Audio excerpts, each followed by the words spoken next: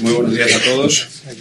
A mí, cuando estoy en un acto, ya los que me conocéis, en un acto de la Fundación Más Humano, se me ilumina la mirada, ¿no? Es una canción o una... y se me pone la sonrisa, porque siempre es un gusto, bueno, pues prologar estos actos de la Fundación Más Humano que siempre son muy interesantes y realmente, más que interesantes, como decimos en la Fundación, también necesarios para la sociedad y necesarios para las organizaciones, ¿no?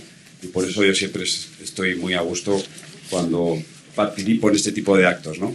Y además hoy era un día de retos, porque hay Semana Blanca, me parece, hay Semana Blanca, hoy no había colegios, bueno, era un día complicado, pero es que era el único día que todos los ponentes podían intervenir y, bueno, pues a pesar del reto, pues gracias por la asistencia, que es muy numerosa y lo agradecemos mucho.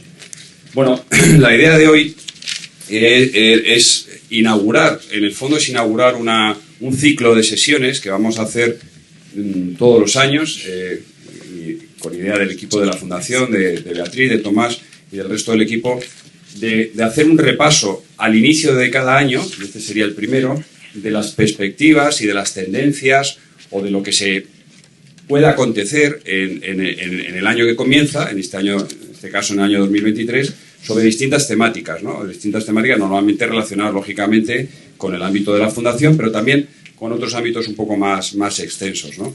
Entonces, bueno, pues lo hemos bautizado como perspectivas, en este caso Perspectivas 2023, y lo que queríamos es hacer, pues, mesas redondas de debate, de reflexión y luego, pues, debate de los participantes, de los asistentes, sobre esas temáticas, ¿no?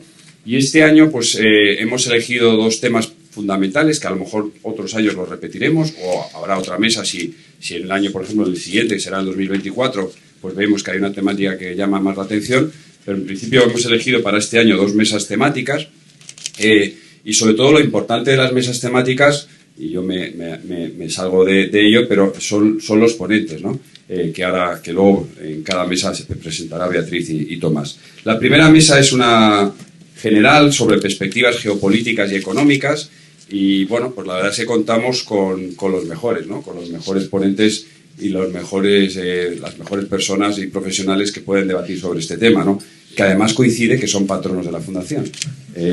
Don Manuel Pimentel, que todos conocéis, luego presentará Beatriz, y don Rafael Domenech. Y ambos darán una visión un poco general sobre ese ámbito geopolítico y económico y cómo está impactando tanto en España como en las organizaciones por lo que está aconteciendo en el mundo, ¿no? Y la segunda, más centrada en el ámbito quizá más de la Fundación, que es el ámbito del talento, son unas perspectivas sobre personas y marco legal, ¿no? Y ahí contaremos con la ponencia o la charla de Laura González Molero, de Ana Argelich y la mía propia, ¿no? Y nos moderará Tomás Pereda. Y la verdad es que yo creo que son dos mesas de interés y bueno, yo creo que esta mañana pues debatiremos temas de importancia y que yo creo que serán bueno, pues de interés, me imagino, para todos vosotros, ¿no? Y ya sin más, por empezar rápido, pues cedo la palabra a Beatriz Sánchez Guitián, directora general de la Fundación Más Humano, para que presente la primera mesa y comencemos con la primera mesa. Muchas gracias. Gracias, Íñigo, y gracias a los ponentes de esta primera mesa que tenemos de lujo hoy para hablar de geopolítica, de macroeconomía, y si nos espera un futuro más humanista, ¿no? En estas perspectivas 2023. ¿Qué impacto va a haber, prevemos que va a haber en las personas? Entonces, sin más, voy a pasarle la palabra a Manuel, bueno, que todo el mundo lo conoce. Ya no sé si, bueno, a todos los ponentes, sabéis que es exministro, editor de Almuzara, escritor y, entre otros, of counsel de Baker & McKenzie. Sin más, Manuel, adelante, y luego le daré la palabra a Rafael y abriremos un turno de debate en la que esperamos también alguna de vuestras preguntas, que esperamos ir bien de tiempo para que haya un diálogo también con todos vosotros. Pues muchísimas gracias, Beatriz, muchísimas gracias por la invitación a Más Humano, a Sagardoy que nos acoge. Qué bonita tienen las instalaciones.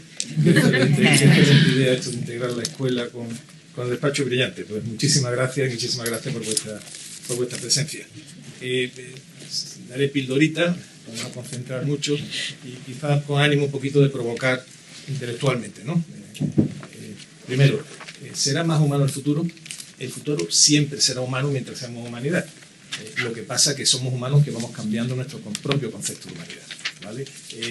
La humanidad somos personas, carne, hueso, pero de una componente, una capa, una supercapa de ideales, de visión del mundo, lo que nos parece que va evolucionando rápido. Por eso hoy somos humanidad, pero somos una humanidad muy distinta a la del pasado, de hace siglos. Por tanto, el futuro será humano, pero un humano que probablemente a nosotros hoy pues, nos asombrara. El componente, varios componentes, hoy no lo tocaremos, tecnológico, supongo que la mesa siguiente, ya nos ha cambiado la mente, la forma de relacionarnos y la sociedad. Ya no somos ni siquiera nosotros mismos somos iguales, ni neuronalmente siquiera, a lo que éramos hace 10 años. Por tanto, esto no se detiene, ¿verdad? Como decía Heráclito, no te bañarás en el mismo río, habrá humanidad, pero será una humanidad distinta. Primera advertencia, no fijemos fotos. No pensemos que uno empieza a morir el día que cree que cualquier tiempo pasado fue mejor, ¿vale? No, el tiempo fluye, los siglos son indiferentes, ¿vale? Da igual, va a pasar, va a suceder, va, y procuremos que esa corriente pues, sea la más lógica posible, ¿no? Por lo tanto, será humano, pero una humanidad que no necesariamente va a ser la que entendemos nosotros hoy, que es la ideal, y la otra mesa continuará, no quería hablar. Geopolítica, vamos a hablar de la cosa. Va a determinarnos, nos está determinando ya profundamente nuestra economía, y Rafael es un experto, hablará más que yo en esta materia, y nuestra forma de organizarnos. Porque si esta misma sesión lo hubiéramos hecho hace 20 y tantos años, y algunos de los que estamos aquí nos acordamos del debate que teníamos, hablamos mucho de incertidumbre, y es cierto, pero la línea fuerza sabemos lo que va a pasar. Y la línea fuerza determina mucho, y ahí no hay incertidumbre, hay certidumbre.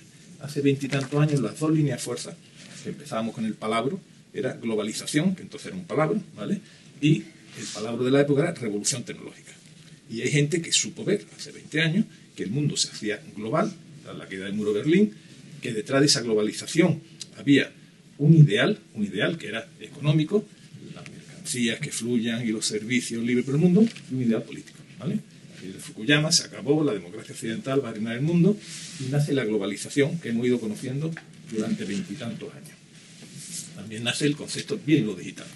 Y veíamos que venía fuerte, pero ha excedido todo lo que podíamos pensar, incluso los que de alguna forma sabíamos que iba a transformar. Ya no se convierte solo en una herramienta, porque al principio veíamos la tecnología digital como una herramienta, ya no es solo una herramienta, ¿vale? Ya es un ecosistema, ya es algo mucho más profundo, no lo tocamos. La geopolítica, 20 años después, o 20 y tantos, hemos visto cómo esos dos ejes han conformado nuestras organizaciones. Nace la deslocalización industrial, claro. Si al final un sistema abierto tiende a ser más eficiente, tú produces donde te es más barato y donde las condiciones son óptimas y mantienes el talento o el diseño o la innovación en donde tú entiendes que es más avanzado. Por hacer la historia muy breve, la globalización funcionó. O funcionó parcialmente. ¿Qué conseguimos? Económicamente, ideológicamente y organizativamente. Bueno, nacieron grandes multinacionales. La idea política, económica de la globalización también vino cruzada con la revolución tecnológica. Las tecnologías nos hacen globales, queramos o no. Claro, pues el efecto ha sido acumulativo. Hemos hecho un mundo realmente global. ¿Ventaja que tuvo? Bueno, pues como tú has hecho un mecanismo de producción muy eficiente, tú produces donde realmente es más rentable y has creado una red muy avanzada de transporte que ha hecho que realmente durante años hemos mantenido, por diversos motivos, algunos monetarios que se explicarán, pero también por coste de producción, hemos mantenido una inflación muy baja porque gran parte de los componentes que configuran la cesta de la inflación han sido muy baratos porque lo hemos ido optimizando. Teníamos idea fuerza, teníamos un sistema más o menos eficiente que funcionaba como un reloj, ¿vale? Como un reloj, un mecanismo complejo y que permitía tener mercancías y servicios a unos costes asombrosamente baratos. Y además se introdujeron conceptos industriales, algunos que tienen décadas, el just in time, porque dábamos por hecho que para cualquier demanda que tuviéramos de bienes o servicios iba a haber muchos proveedores que nos lo iban a ofrecer de forma eficiente, rápida y barata, ¿vale? Y nacieron esta pérfida, ¿verdad?, oficio de las empresas, que es el director de la dirección de compras. Los cuchillos afilados, y en el fondo habla mucho de calidad, pero era la pela, ¿vale? Bueno, ya lo conocemos. Fueron naciendo este modelo. 20 años después, ¿qué pasa? El vector revolución tecnológica sigue como un tiro. Eso es que ya, yo lo digo, mi mente, por no hablar, la vuestra ya no es la misma que hace 20 años. Ya, por supuesto, aparte de la fotito para ponerlo en las redes sociales, presumí que estaba al lado de Laura y tal, pues, ya no ha transformado mi mente. Pero la globalización ha cambiado. Ya estamos, la globalización como la conocimos ha cambiado. Y ha cambiado de nuevo por un tema político. ¿Vale? Por eso la geopolítica es muy importante. ¿Qué ha cambiado? Muy fácil. Pero esto empezó con Trump, pero no por Trump. Yo ya estaba harto de leer papeles de la universidad, de los lobbies, que venían a decir: señores, señoras, hemos hecho nosotros, los occidentales, un constructo político, económico, se llama globalización, con unas reglas de juego determinadas. Han pasado 20 y tantos años, ¿y quién es el ganador? China. Hemos creado nosotros las condiciones para que otros nos roben la cartera. Hablando coloquialmente, ¿vale? Entonces, se meten datos, en fin, gráficos, etcétera, etcétera. Palabras en inglés y suena mucho más trascendente. Pero en el fondo estamos haciendo el tonto. Estamos haciendo el tonto. Por tanto, no es, en la vida puedes hacer el tonto un tiempo, pero no siempre. Hay que cambiar las reglas, y Estados Unidos pues, decide cambiar las reglas de juego. Darle aquellos tuits de Trump, que la gente decía que de repente empiezan a aparecer aranceles, acordaros. ¿Pero cómo? Mi líder, yo esto tenía que digerirlo, aunque había leído, mi líder, yo que en el fondo he amado el concepto de globalización, yo que amo los mundos sin fronteras, es decir, como mi líder, pues yo soy occidental, mi líder es Estados Unidos, cómo de repente, bueno, ahí cambió, y no era que este fuera un hombre obseso de los tweets, sino que realmente hay toda una corriente que Biden después ha continuado. Estados Unidos ha decidido cambiar las reglas de juego, ya la ha cambiado, y aparecen aranceles, y de alguna forma ya ha decidido, ¿vale? Utilizaré palabras que no es exacto, pero ya ha decidido colisionar con China, entrar en guerra con China. Con todos los, la guerra no es bombardear, ¿vale? Pero sí es, como estamos viviendo en nuestro entorno. Huawei va a poner el 5G aquí, presiones de todo tipo, como podéis figurar, algunas decibles, otras indecibles, para que no vengan. Te detienen a la hija de Huawei en Canadá. Vamos viendo cómo el mundo ya ha dejado de confiar uno en otro y va a ir a más. Esto tiene pues, varias consecuencias, y no quiero extenderme por cumplir mi tiempo, muy obvias, ¿vale? Entramos en una dinámica de confrontación. La dinámica de confrontación puede significar muchas cosas, ¿no? Desde lo que estamos viviendo ahora. Pues Occidente no va a comprar tecnologías chinas, ya tienen quitadas de TikTok, ni los chinos nos van a comprar tecnología, ¿vale? Ya somos aranceles de forma disuasiva, van a ir apareciendo. Por tanto, entramos en esta primera fase que siempre todas las guerras tuvieron, de barreras, primero, económicas y tecnológicas. Y en esta fase estamos abiertos. ¿Qué lectura ha tenido todo esto?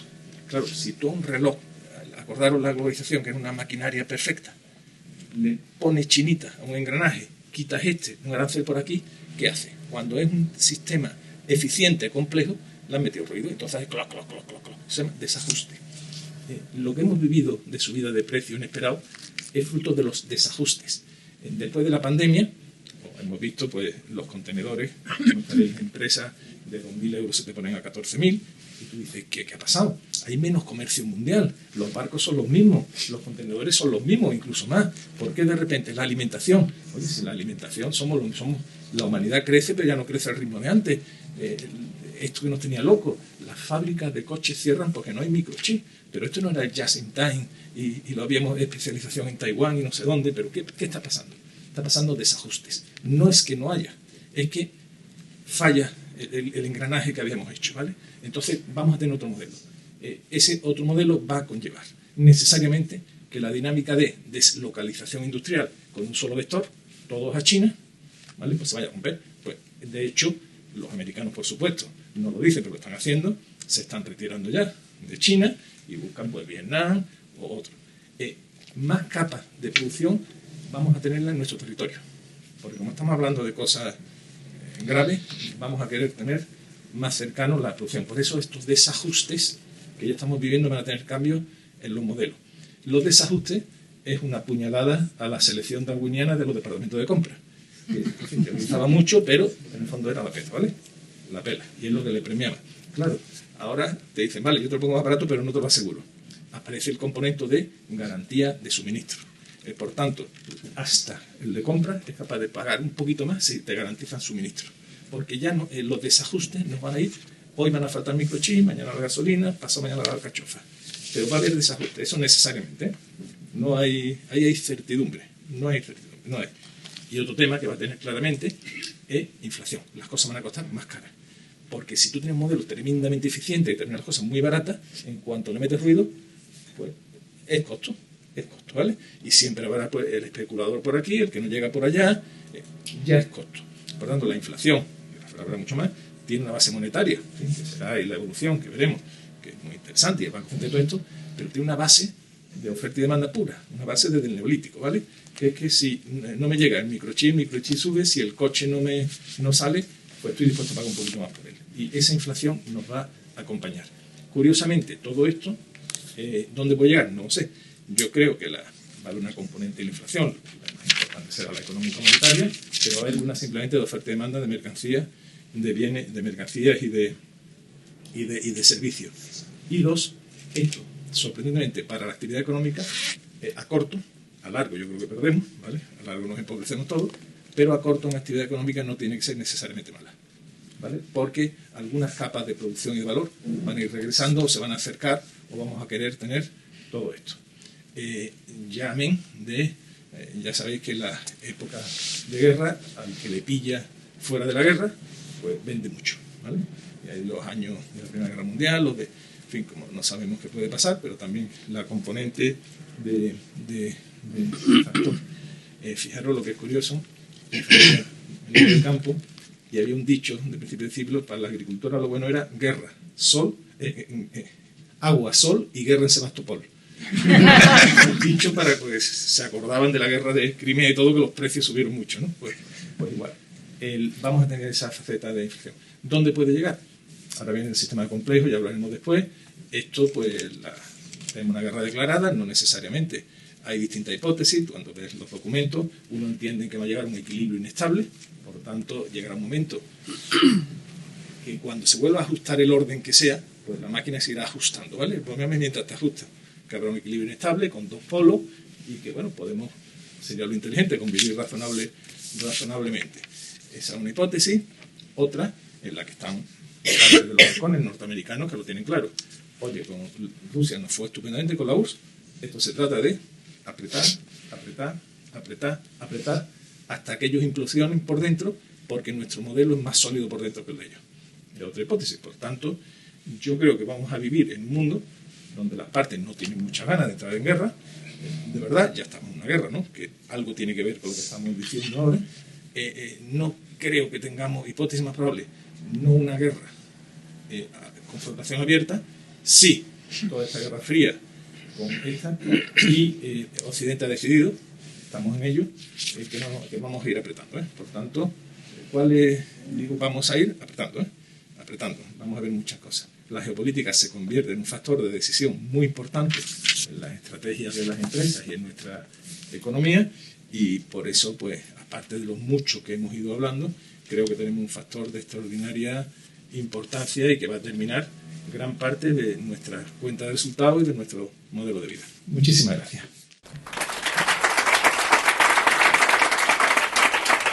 Bueno, tras esta brillante intervención surgen un montón de preguntas, pero nos vamos a contener y vamos a escuchar a Rafael Domènech, que seguramente también nos va a generar un montón de preguntas, responsable de análisis económico del BVA y BVA Research y catedrático de análisis económico de la Universidad de Valencia. Muchísimas gracias, Beatriz. Muchas gracias, Manuel. La verdad es que es un auténtico privilegio estar hoy aquí, acompañadas de tan buenas personas y sobre todo de todos aquellos que habéis decidido asistir.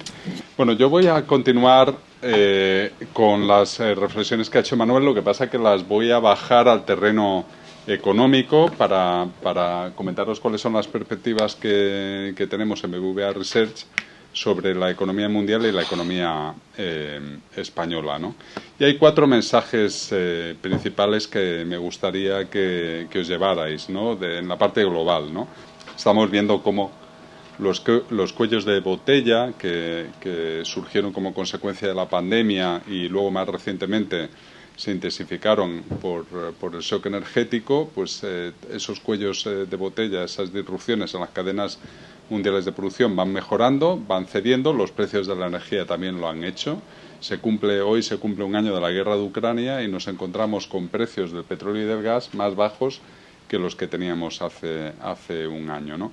Y todo esto, pues, junto con una respuesta bastante flexible, resiliente de las economías, ¿no?, de Estados Unidos y de la eurozona, pues lo que ha hecho es que haya ido reduciendo las probabilidades de recesión. Lo vais ahora a ver gráficamente. La inflación hemos visto que ha empezado a ceder, pero lo hace desde niveles muy altos y además con una subyacente, una inflación tendencial que todavía persiste, ¿no? Se muestra poco o con una probabilidad todavía baja de un ajuste rápido, ¿no? Por lo tanto, y este es el segundo mensaje, lo que nos encontramos es ante un escenario de desaceleración más suave de lo esperado, no de recesión. En algunos países sí. Alemania, pues por ejemplo, esta mañana se ha anunciado o se ha verificado que el cuarto trimestre ha sido peor de lo que se esperaba, pero en general lo que nos encontramos es que las economías han aguantado mucho mejor, ¿no? E incluso China, sorprendiendo al alza, una vez que han levantado esta política de COVID-0, ¿no? Claro, en un mundo en el que la economía aguanta más y la inflación cede menos, pues lo que nos encontramos es que los bancos centrales lo que tienen que hacer es subir más los tipos de interés, ¿no? Entonces, lo que esperamos es que la Reserva Federal lleve los tipos de interés hasta el 5,25 y el Banco Central Europeo hasta el 3,75-4%, ¿no? Es decir, que todavía queda un episodio de subida, ¿no? ¿Y cuáles son los riesgos en este entorno? Bueno, pues el más evidente obviamente es el que tenemos aquí en Europa, el de la guerra en Ucrania, ¿no? Esta situación de guerra de desgaste en la que estamos, ¿no? Pero que pueda haber un deterioro adicional en cualquier momento y esto podría generar mayores tensiones en los mercados de materias primas, ¿no? Y luego el que las presiones inflacionistas duren más de lo que está previsto, ¿no? Como consecuencia de que se retroalimente, ¿no? De que los efectos de segunda ronda empiecen a ser cada vez más importantes y entremos en un proceso de retroalimentación de la inflación. ¿Cuáles son las hipótesis que nosotros utilizamos para las previsiones económicas que tenemos? Pues básicamente las que tenéis ahí a la izquierda, un endurecimiento monetario por parte del Banco Central Europeo y de la Reserva Federal, ¿no? Subidas de tipos de interés adicionales hacia el entorno que os he dicho, mercados de gas que se van a mantener a los niveles actuales. En principio, si no se materializan los riesgos, no vamos a ver subidas adicionales. Lo mismo con las materias primas y luego mejora gradual de los cuellos de botella. Y esto lo que provocará es una desaceleración del crecimiento. Vamos a crecer menos en 2023 que en 2022, pero posiblemente no entremos en recesión. Una moderación lenta de la inflación. Básicamente lo que vamos a tener es al menos niveles de inflación que van a ser la mitad de los que hemos tenido en 2022 y luego una volatilidad financiera contenida, ¿no? Estas son las previsiones de crecimiento que teníamos en el mes de diciembre. Fijaros que la desaceleración, bueno, aquí tenemos a la izquierda el bloque de Estados Unidos, Eurozona y China, y aparecen ahí 4 previsiones, 2023 y 2024, y los datos ya cerrados de 2021 y 2022. La desaceleración es bastante evidente. Nosotros que esperábamos un estancamiento de la eurozona en 2023 como consecuencia de la guerra de Ucrania, después de haber crecido más de un 3% en 2022, pues ahora esperamos un crecimiento moderado, ¿no? Tendremos que publicar las previsiones el próximo día 14 y tenemos claramente un sesgo al alza en la eurozona. Seguramente con un crecimiento por debajo del 1%, pero la cuestión es que un crecimiento al fin y al cabo, lo cual son buenas noticias. Y fijaros que en China para 2023 no es un año de desaceleración. Ellos lo peor lo han tenido en 2022 como consecuencia del COVID, ahora reabren la economía y van a crecer más. Ese mayor crecimiento de China puede ser una causa adicional que haga que la inflación tarde más en reducirse, ¿no? Entonces, fijaros que la inflación, pues veis que vamos a estar ahí entre el 4 y el 6% de Estados Unidos y de la eurozona, una inflación, por lo tanto, que va a seguir siendo elevada, y no esperamos que hasta el próximo año, hasta 2024, alcancemos niveles de inflación que son consistentes con los objetivos de los bancos centrales, ¿no? Y los tipos de interés que van a seguir subiendo hasta la horquilla del 5,25 en Estados Unidos, 3,75-4 en la eurozona, eso si no se materializa ningún riesgo. ¿Qué riesgos hay? Bueno, pues ya los ha señalado Manuel en su intervención, ¿no? El primero es el de la inflación, ¿no? Que la inflación sea más persistente, la geopolítica, la guerra de Ucrania, pero no solo la guerra de Ucrania, ¿no? El aterrizaje forzoso en China es algo que nos sigue preocupando, ¿no? Que bueno, pues que vuelvan a aparecer nuevas infecciones, nuevas variantes, que vuelva a haber otra política de confinamiento, etcétera, o incluso tensiones inmobiliarias. Y luego algo que nos preocupa también, y es que, claro, cuando hay menos crecimiento y más inflación, se disparan las tensiones sociales, ¿no? Y esto suele provocar la respuesta de muchos gobiernos es la salida o las políticas, aplicar políticas populistas que son contraproducentes, ¿no? Y bueno, pues esto puede generar disturbios sociales y políticas con efectos secundarios, ¿no? Todo esto lo que daría lugar es a una desaceleración más brusca del crecimiento, más inflación y turbulencias financieras. Y los riesgos a medio plazo son geopolítica. A mí no me gusta hablar de desglobalización, prefiero hablar de globalización por bloques, o sea, que es a lo que vamos. Básicamente, todos estos términos o palabras de nearshoring, etcétera, ¿no? de potenciar sobre todo la seguridad frente a la eficiencia en términos de globalización. Y luego un riesgo muy importante es el de la transición energética, el conseguir llegar en 2050 a ser neutrales en términos de emisiones de gases de efecto invernadero es un esfuerzo ímprobo. Yo creo que no somos conscientes, y cumplir con los objetivos intermedios en 2030 también nos va a costar muchísimo trabajo. Es decir, que posiblemente haya que endurecer los términos de esa transición energética, y esto vamos a tener que pagar un peaje por ello, ¿no? ¿Y todo esto cómo impacta en la economía española? Bueno, para la economía española tenemos una visión un poquito más optimista que para el resto de Europa. Esperamos más crecimiento, y eso no quita que la desaceleración sea igual de importante que en Europa. Lo que pasa es que veníamos de tasas de crecimiento más elevadas en 2022, veníamos de crecer un 5,5 y bueno, pues vamos a crecer en el entorno del 1,5% este año. Luego estamos hablando de una desaceleración fuerte, pero vamos a crecer más que en Europa, ¿no?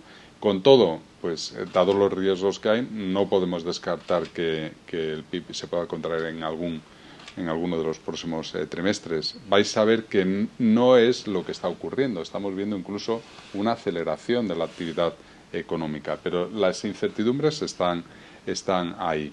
La ventaja, y este es el tercer mensaje, es que a diferencia de crisis anteriores o de periodos de tanta incertidumbre como los que teníamos hace algo más de una década, es que ahora la economía española en general es mucho más sólida, no muestra desequilibrios importantes, ¿no? Los hogares se han desapalancado, han reducido los niveles de endeudamiento, lo mismo las empresas, y el único sector donde ese endeudamiento es mayor es el sector público, y ahí sí que hay un riesgo, sí que tenemos un reto, ¿no?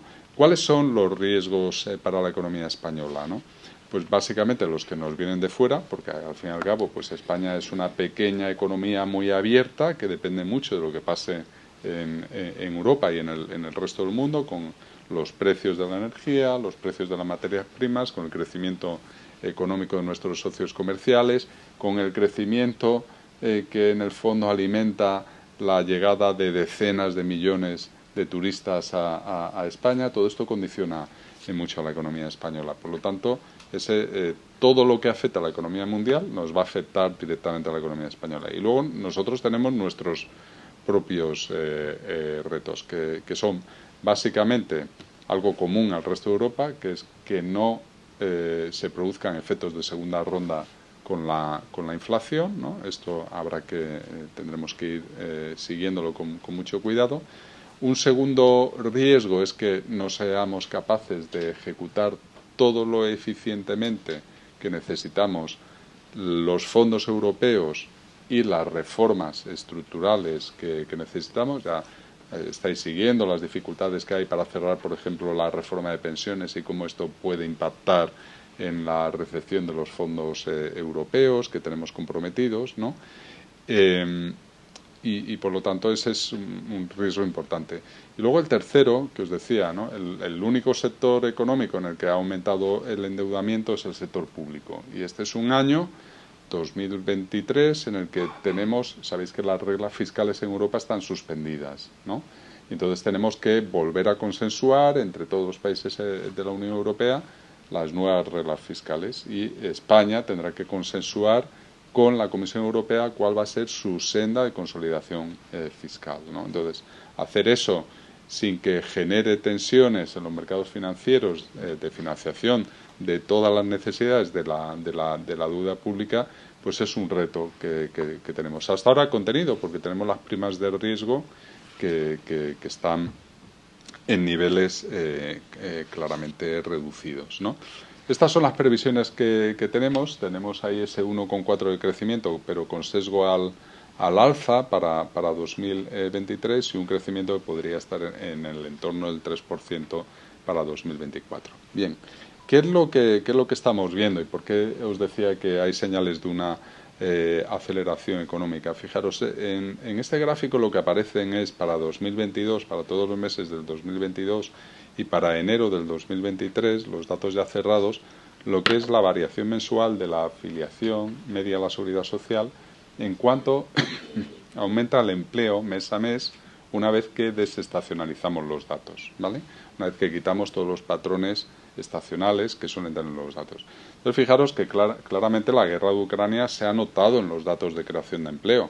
Tuvimos unos meses magníficos, la primera parte del año, pero como consecuencia de que la economía responde con cierto retraso al aumento del precio de materias primas, precio de la energía, etcétera, tuvimos una desaceleración muy fuerte. Incluso, al final lo que nos encontramos es que en los meses de julio y agosto destruimos empleo, ¿vale? Pero lo que sí que se observa es que ya desde el otoño parece que lo peor ha pasado. En enero el dato ha sido bastante bueno, y lo que conocemos de los datos de febrero, de la primera quincena de afiliación a la Seguridad Social, lo que nos permiten es proyectar para el conjunto de febrero, y esto lo conoceremos la próxima semana, un crecimiento de la afiliación media que estaría ya en línea con lo que vimos en los meses de enero, febrero, marzo, abril del año pasado. Es decir, volver otra vez a la senda de creación de empleo que teníamos. Claro, si eso se confirma durante estos días de febrero y en el mes de marzo, lo que tendremos todavía es un sesgo más al alza en términos de crecimiento, porque el año estaría empezando mucho más fuerte de lo que esperamos, ¿no? Bien, esperamos que la economía vaya mejorando, ya lo estamos viendo en los datos de empleo. ¿Por qué? Pues porque fijaros el buen comportamiento que ha tenido la evolución del precio del gas. Os decía que estamos ya ahora con niveles de precio del gas más bajos que los que teníamos antes del inicio de la guerra de Ucrania. Lo peor ha pasado y los mercados de futuros descuentan claramente que eso va a continuar así, pero hay un elemento de incertidumbre muy grande. Todo esto se puede dar la vuelta rápidamente si se produce una escalada en la guerra en Ucrania y los países de la OPEP cortan el grifo, etcétera. Luego, a medida que la inflación vaya moderándose, pues también eso irá eliminando algunas de las incertidumbres que pesan sobre la recuperación económica. Hay algunos sectores que, a medida que los cuellos de botella vayan también reduciéndose, irán ganando tracción. Fijaros que el componente de la demanda agregada que claramente ha crecido más desde que se inicia la pandemia son las exportaciones españolas. Sabéis que todavía España no ha recuperado completamente el nivel de Producto Interior Bruto que teníamos en 2019, antes de la pandemia. Pero las exportaciones españolas no solo lo han recuperado, sino que están un 20% por encima del nivel anterior, ¿vale? Y eso a pesar de que algunos sectores no han recuperado la actividad. Un sector exportador muy importante que tenemos en España es el sector del automóvil. El sector del automóvil ha estado machacado por las disrupciones en las cadenas mundiales de producción, por el tema de los chips, ¿no? Bueno, pues en la medida que esas disrupciones vayan desapareciendo, que en Estados Unidos prácticamente ya lo han hecho y en Europa han corregido prácticamente a la mitad, pues lo que tendremos es que sectores que hasta ahora han lastrado el crecimiento nos acompañarán, ¿vale? Y luego lo que para este año esperamos, fijaros, aquí lo que tenéis, estas barras lo que indican es cuál es la contribución esperada al crecimiento del Producto Interior Bruto como consecuencia de los fondos europeos Next Generation EU. Y el punto álgido lo esperamos este año, ¿vale? Este es el año de mayor contribución. El año que viene también será bueno, con una aportación superior al 1%, ¿vale? Y luego os decía que la economía española se encuentra mejor preparada que en otras ocasiones, no hay desequilibrios importantes. Aquí lo que tenemos es el saldo de la balanza por cuenta corriente, ¿no? Y fijaros que a pesar del deterioro de la balanza de bienes, ¿no?, y el hecho de que tenemos que pagar por importaciones que son mucho más caras, ¿no?, como consecuencia de ese aumento del precio de la energía, la balanza de bienes ha habido un deterioro, pero que se ha visto compensado por la mejora de la balanza de servicios. Y no solo turismo, cada vez es que exportamos más servicios no turísticos. Y bueno, pues esto nos permite tener un superávit. Si tenemos un superávit, eso significa que no dependemos de la financiación exterior para que la economía siga funcionando. Fijaros cómo esto contrasta, ¿no?, esa línea verde que está en la zona de superávit, cómo contrasta con el déficit que llegó a ser de casi un 10% del PIB, es decir, que por cada 100 euros de producción en el año 2007 necesitábamos 10 adicionales de financiación exterior, ¿no? Y eso, pues, digamos que teníamos ahí un problema. ¿Qué riesgos, ya para acabar? Pues el tema de los efectos de segunda ronda con la inflación. Hasta ahora, que es lo que muestra este gráfico, la remuneración por asalariado, los salarios se han comportado bastante bien. Es decir, no se han visto contaminados por este problema de inflación importada, ¿no? Pero claro, el problema es que esto, ¿hasta cuándo va a durar, ¿no?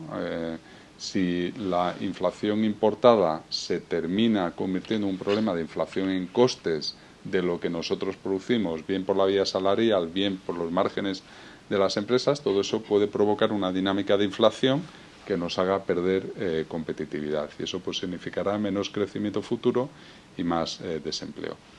El segundo riesgo es la lentitud y la eficacia en la ejecución de los fondos europeos, ¿vale?, que tiene que ir ganando tracción, pero este es, como sabéis, es un riesgo. Acabamos de tener una delegación del Parlamento Europeo y bueno, pues ha señalado esto. Algo también muy importante, que es el acabar, o sea, no solo hacer las reformas que necesitamos como hitos para poder seguir recibiendo estos fondos, sino que esas reformas vayan en la dirección correcta, es decir, nos permitan transformar y modernizar verdaderamente nuestra economía.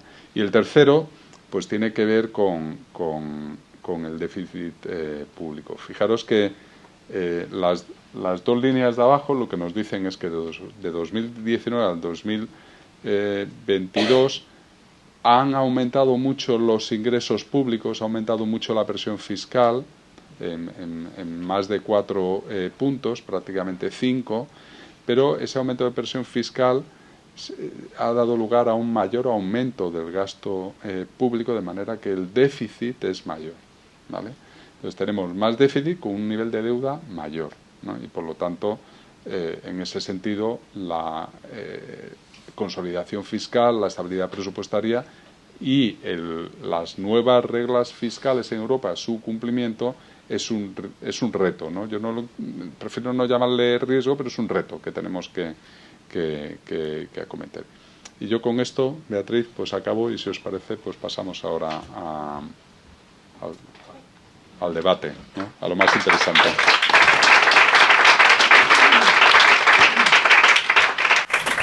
Bueno, pues muchísimas gracias, Manuel. Rafael. Y empezamos un poco con la pregunta de Manuel, que hace unas semanas planteábamos en estas salas la importancia también de las protopías, ¿no? Pero tú nos has planteado dos escenarios posibles de evolución geopolítica, ¿no? ¿Cuál de ellos crees que sería más favorable a España en general y también a a nuestra sociedad en su conjunto? Esos dos escenarios. ¿Y podemos influir en que se produzca uno u otro? Habría dos escenarios buenos en general. Uno sería lo que ya ha dicho Rafael, hay que buscar la palabra nueva, ¿vale? A mí tampoco me gusta la globalización, por eso no lo he utilizado. Nueva globalización tampoco. Realmente será la propia palabra globalización la que tengamos que tocar, ¿vale? En todo caso, parece que por como interviene la seguridad, vamos a ir creando ecosistemas económicos por bloque. Perdemos todo, pero bueno, es un mal menor, ¿no? Y si hay un equilibrio, podría ser. Algunos sectores van a salir muy beneficiados, ¿eh? El que le toque el retorno y eso, y otros no lo harán, no harán tanto. El ideal, bueno, que fueran ententes cordiales y pudiéramos fluir, es menos probable. El malo, estamos en sistemas complejos y lo del aleteo de la mariposa en un sitio genera un tsunami en el otro, ¿no? Estos sistemas son complejos, no son de incertidumbre, son complejos. La complejidad tiene una base cuántica y por tanto son matrices de muchos datos que interaccionan y está muy abierto, ¿no?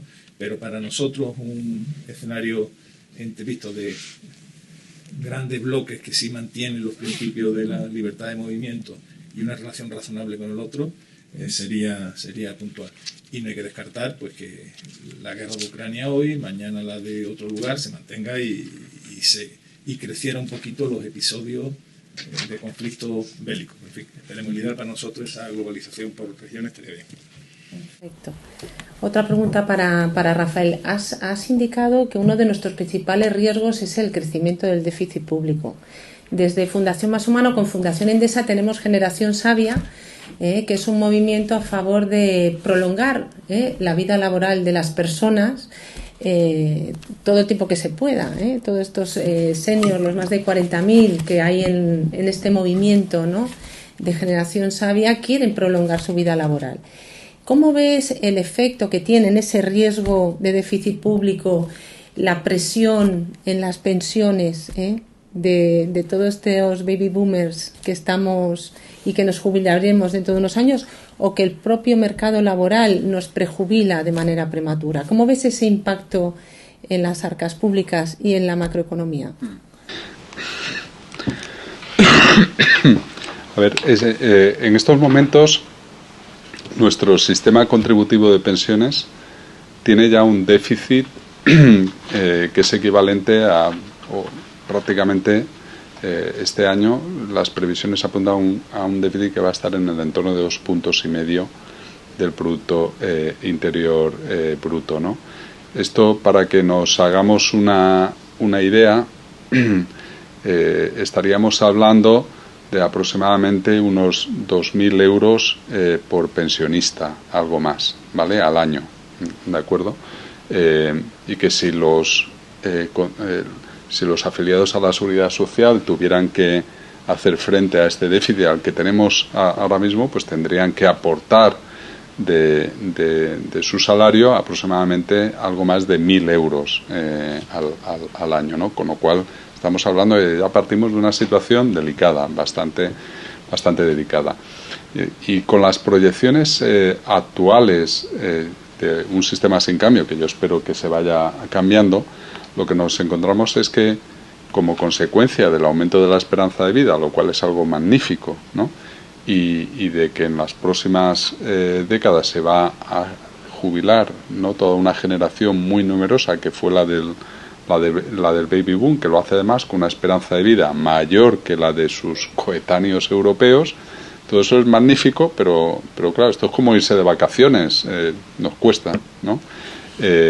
Y claro, ¿cuánto nos cuesta eso? Bueno, pues A los 2,5 puntos que ya tenemos de déficit, las proyecciones lo que indican es que eso al menos nos va a costar otros 3,5 puntos, ¿vale? Esto ya empezamos a hablar de 6 puntos, de 5,5 puntos, 6 puntos del PIB, que empiezan a ser palabras mayores, ¿no? Yo espero que cambie todo esto, y una de las formas de cambiarlo, que es la más evidente, es a través precisamente del impacto que puedan hacer proyectos como el de la generación sabia, es decir, todo lo que podamos hacer para incentivar la prolongación voluntaria de la vida laboral, lo que hace es que retrasa, ¿no?, la edad de jubilación, hace que el sistema sea más sostenible financieramente. Y esto no debemos olvidar que dos cosas, ¿no? Es algo que ya está ocurriendo en otros países europeos, ¿no? Y tenemos la suerte de estar dentro de la Unión Europea y de compartir un proyecto político, social, ¿no?, y económico con otros países que nos llevan ya un par de décadas por delante, de los cuales podemos aprender a cómo han ido, ¿no?, haciendo todas estas reformas de los sistemas de pensiones, cómo han ido incentivando la prolongación de las carreras laborales de las personas. Yo creo que hay ahí una riqueza que no debemos de desaprovechar. En un estudio que hicimos precisamente en BBVA Research, y que tú conoces muy bien, Beatriz, veíamos toda una serie de ventajas, ¿no?, que tenía aprovechar todo ese capital humano que hay ahí en esa generación. Y luego, por otro lado, es que además veo que si no lo hacemos así, vamos a tener un problema, ¿no? Todas estas proyecciones que os estaba diciendo del gasto en pensiones al que tenemos que hacer frente, se tiene que hacer frente con una sociedad partiendo de la base de que nuestra sociedad, para poder mantener la fuerza de trabajo que tenemos hoy en día, toda esa jubilación masiva que se va a producir, que vamos a necesitar cubrir profesiones, ocupaciones a todos los niveles, en todos los sectores económicos de una manera masiva. Claro, las proyecciones que tiene el Instituto Nacional de Estadística para poder mantener los niveles de población actuales y que no tengamos un problema demográfico añadido al del propio envejecimiento, pasa porque de aquí a 2060, 2070, un 35% o más de la población española, en España, no haya nacido en España. Es decir, que tenemos que captar millones de inmigrantes, pero para captar millones de inmigrantes en un mundo, como decía Manuel, que compite entre sí con otros países, España tiene que ser un país suficientemente atractivo, es decir, que no podemos generar barreras o una carga excesiva precisamente a las personas que vengan de otro país, precisamente para poder sostener el estado de bienestar, ¿no? Y vamos a tener que conjugar con todas estas fuerzas. Es una paradoja, ¿no? Con estos, también el desempleo juvenil como otro de los retos que tenemos, y con esta proyección en el medio plazo de necesidad de que vengan de otros países, ¿no?, a cubrir esas necesidades futuras en el mundo laboral. También, ¿cómo ves el tema del desempleo juvenil en el corto plazo, que es otro de los grandes asuntos? Sí. Eso está pasando ya. A ver, España, en términos de desempleo juvenil, o sea, el desempleo juvenil en Europa, hay una regularidad empírica, y es que el desempleo juvenil es aproximadamente el doble en todos los países que la tasa de desempleo general, ¿vale? Entonces, ¿por qué España tiene la mayor tasa de desempleo juvenil? Pues porque tenemos la mayor tasa de desempleo general de toda la economía. Entonces, la paradoja que hay es que España siga teniendo un 13% de desempleo, y al mismo tiempo veamos que hay cientos de miles de puestos de trabajo, de ocupaciones sin cubrir, ¿vale? Hay un desajuste muy grande entre la oferta y la demanda de trabajo, y esto lo que significa es que nosotros, por ejemplo, en algunos trabajos recientes, lo que hemos encontrado es que para lo que es nuestra estructura productiva, la tasa de desempleo no debería ser más alta del 6%. y prácticamente la duplicamos, ¿no? ¿Por qué la duplicamos? Pues porque nuestras políticas activas del mercado de trabajo no son eficientes, y ahí es donde entra el problema de todos aquellos jóvenes que fracasaron o abandonaron prematuramente sus estudios y nos han seguido formando, cómo con políticas activas del mercado de trabajo conseguimos insertarles en el mercado de trabajo, darles una carrera laboral lo más larga y con la mayor pendiente posible en términos salariales, ¿no? Que sean cada vez más productivos y puedan acceder a salarios más elevados. Pero es todo un reto. Mucho que hacer, mucho que hacer. Manuel, tú que eres un aficionado a la arqueología, ¿qué podemos aprender del pasado, de la historia, para poder diseñar, crear un futuro mejor? ¿Se puede aprender? ¿Hay enseñanzas? Muchísimas. Primero, que pasan cosas. Pasan cosas. Cosas que tú no puedes figurarte siquiera ocurren. Los imperios más poderosos que vieron los siglos, Roma, que era la bomba, que es el gran imperio hasta ahora, que lo ha transformado todo, nadie pudo figurar que terminaría. Entonces tú vas viendo que esto en la historia nunca se detiene y que pasan cosas y que hay dinámicas que se repiten. Una de ellas ya la hizo nuestro paisano Haldun en el 13, que él dice que sistemáticamente los imperios están llamados a decaer porque por muchos motivos, mientras tú estás en el bienestar, hay tribus, lo escribe en la Edad Media, en el siglo XIV, ¿no? Él decía, están los salvajes que tienen 14 hijos, duermen al raso y quieren prosperar, y tienen el cuchillo en la boca y van viendo cómo pues gente que, en fin, está ya de la épica pasada la lírica, está un poquito más relajadito, más calidad de vida, una capa de valores que vamos metiendo sucesivos. Claro, él dice, al final, esto es la ley de vida, estos terminan conquistando esto, pero una vez que esto llegue aquí, también había esto de tomar tu copita de vino, la calidad, la conciliación, y mientras, ¿sabes? La dinámica histórica existe, no es una teoría marxista, viene de mucho antes, y por tanto, cosa de mi impresión, que estamos en un proceso de complejidad y por tanto que pasen cosas rápidas de forma inesperada es una variable que tenemos que contemplar, ¿vale? Que no quiere decir que pase, pero que podemos contemplar cosas aceleradas. Bueno, a ver si ya con este cierre desde la Fundación Más Humano conseguimos generar confianza, ¿no? Y quitar ese miedo, ¿no? Porque los futuros, bueno, son inciertos, pero no parece que mucho peores. O sea que con esta damos paso a la siguiente mesa para hablar de personas, mercado laboral. Adelante. La verdad, hace unos 15 días presentábamos un informe desde la Fundación Más Humano y hablábamos de futuros.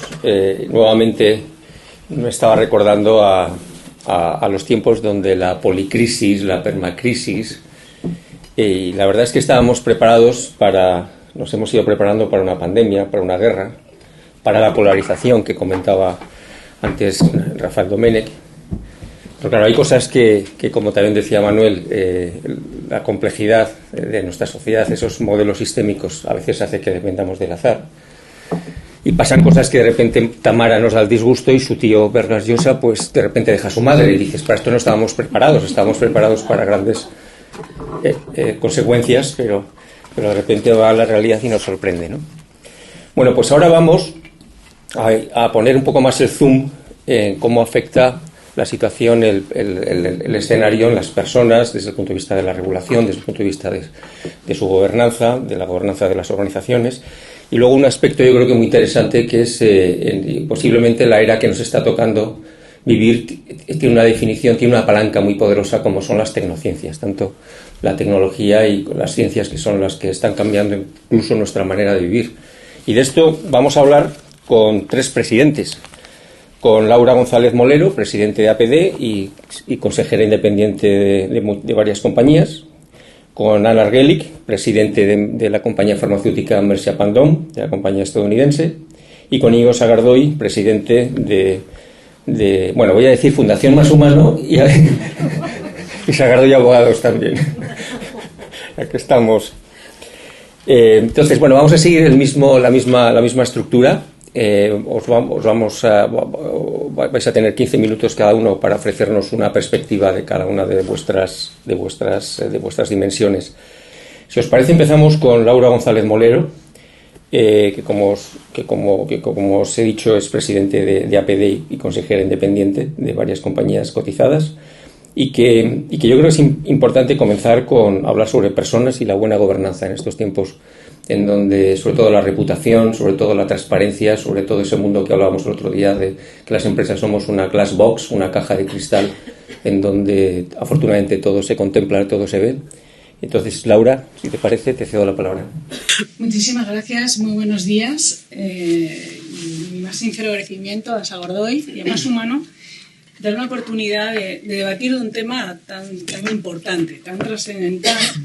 Y como apuntaba Tomás, voy a hacerlo un poco desde la perspectiva más del mundo empresarial y del mundo gobierno corporativo. Hemos hablado de geopolítica, pero todos hablamos de geopolítica porque nos damos cuenta de la gran importancia, las proyecciones económicas y entender los datos y tener diferentes visiones para entender qué es lo que está ocurriendo y nos ayude en nuestro proceso de toma de decisiones.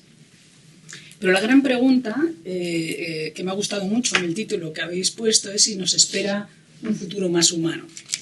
Porque creo que en un momento de que ocurran acontecimientos tan deprisa, hemos hablado de la inestabilidad, de incertidumbre, yo añado crecimiento asimétrico, los datos agregados de crecimiento en nuestro país y en Europa dan una cifra, pero si luego ves la peculiaridad sectorial, hay sectores que están sufriendo muchísimo en nuestro país y están en situaciones muy importantes. Y hemos hablado también de empresas, de pymes, que han cerrado durante el año 2022, pues es un número muy preocupante y nuestro país es un país de pymes. Eso tiene un impacto social muy importante que nos lleva a la pregunta que nos hacía José María y apuntaba Manuel sobre esos miedos y ese crecimiento de populismos, ¿no? En un momento de incertidumbre y de miedos muy importantes después de haber vivido una época de mucho confort, digamos, en el mundo occidental. Yo voy a ser un poco provocativa, si me lo permitís, en algunos comentarios, porque creo que la respuesta, si nos espera un futuro más humano, depende de nosotros, depende de las personas. Depende de nuestra responsabilidad y papel a nivel individual, a nivel colectivo, en todos los entornos donde nos movemos.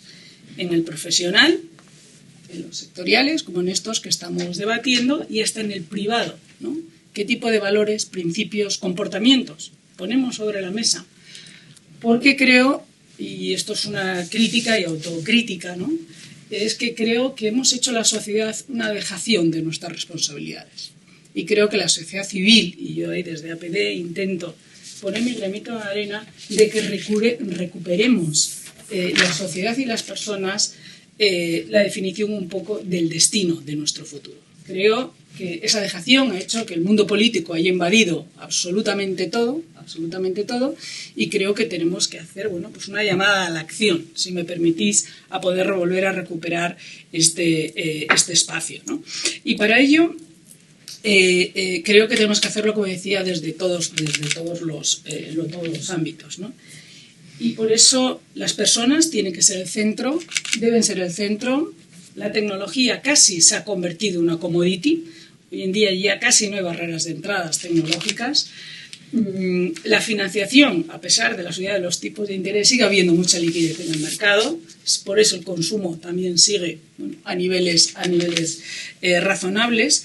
Pero lo que verdaderamente es nuestro cuello de botella actual es el talento. El talento diverso, de gente joven que se quiere incorporar, porque también hay mucho talento joven que creo que les hemos dado unos malos referentes, unos malos ejemplos, y ahora muchísimos puestos de trabajo, como son conductores de camiones o muchos más, con unos salarios realmente importantes y no quieren esos puestos de trabajo.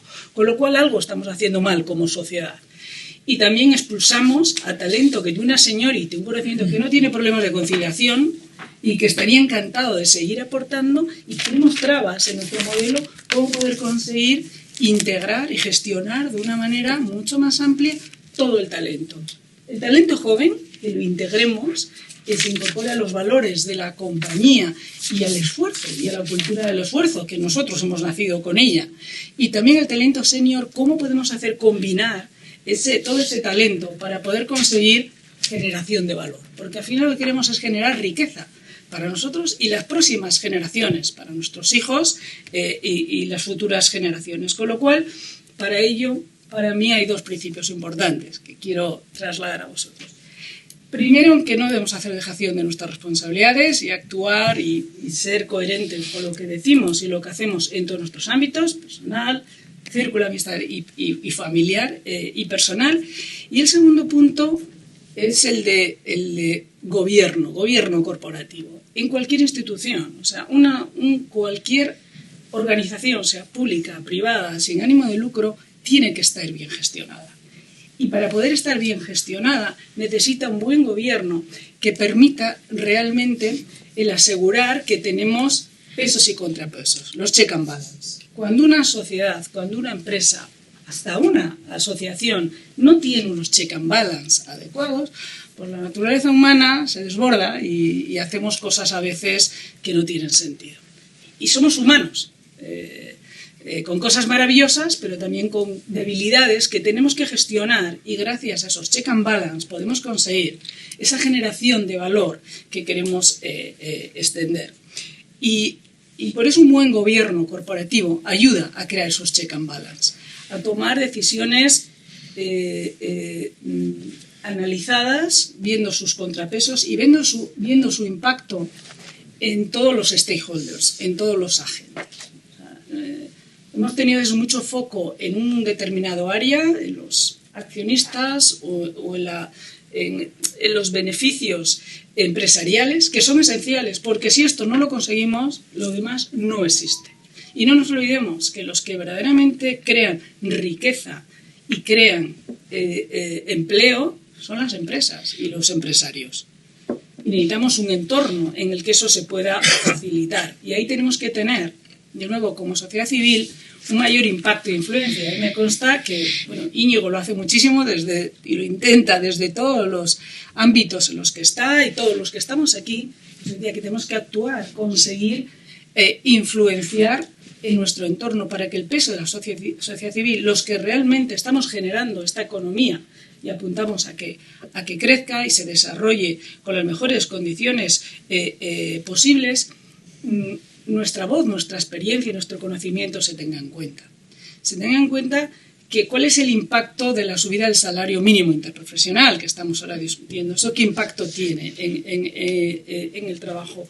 ¿Cómo trabajamos la capacitación? ¿Cómo realmente conseguimos que el talento pueda fluir de manera diferente? ¿Cómo la educación realmente contribuye al mundo del trabajo?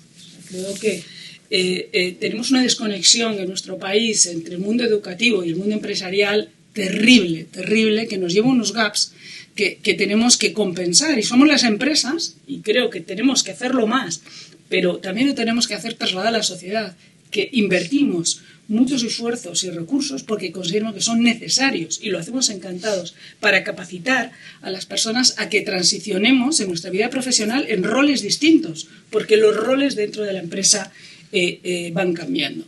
Con lo cual, en mi experiencia en el mundo empresarial y de las distintas atalayas que tengo el privilegio de estar en estos momentos, creo que es muy importante esa corresponsabilidad que decía, y también instar al buen gobierno corporativo y exigir que la gestión de los recursos limitados que siempre tengamos lo hagamos de la manera más eficiente, generando valor, ¿no?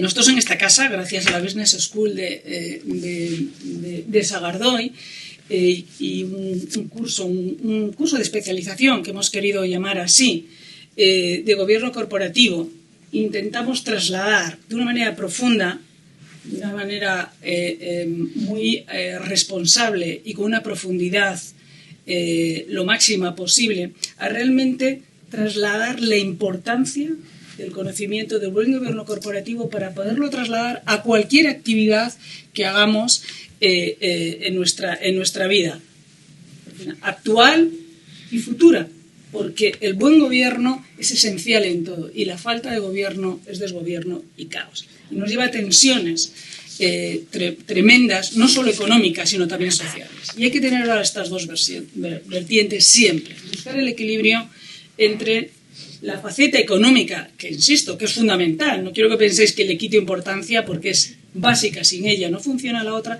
pero tenemos que buscar esos contrapesos.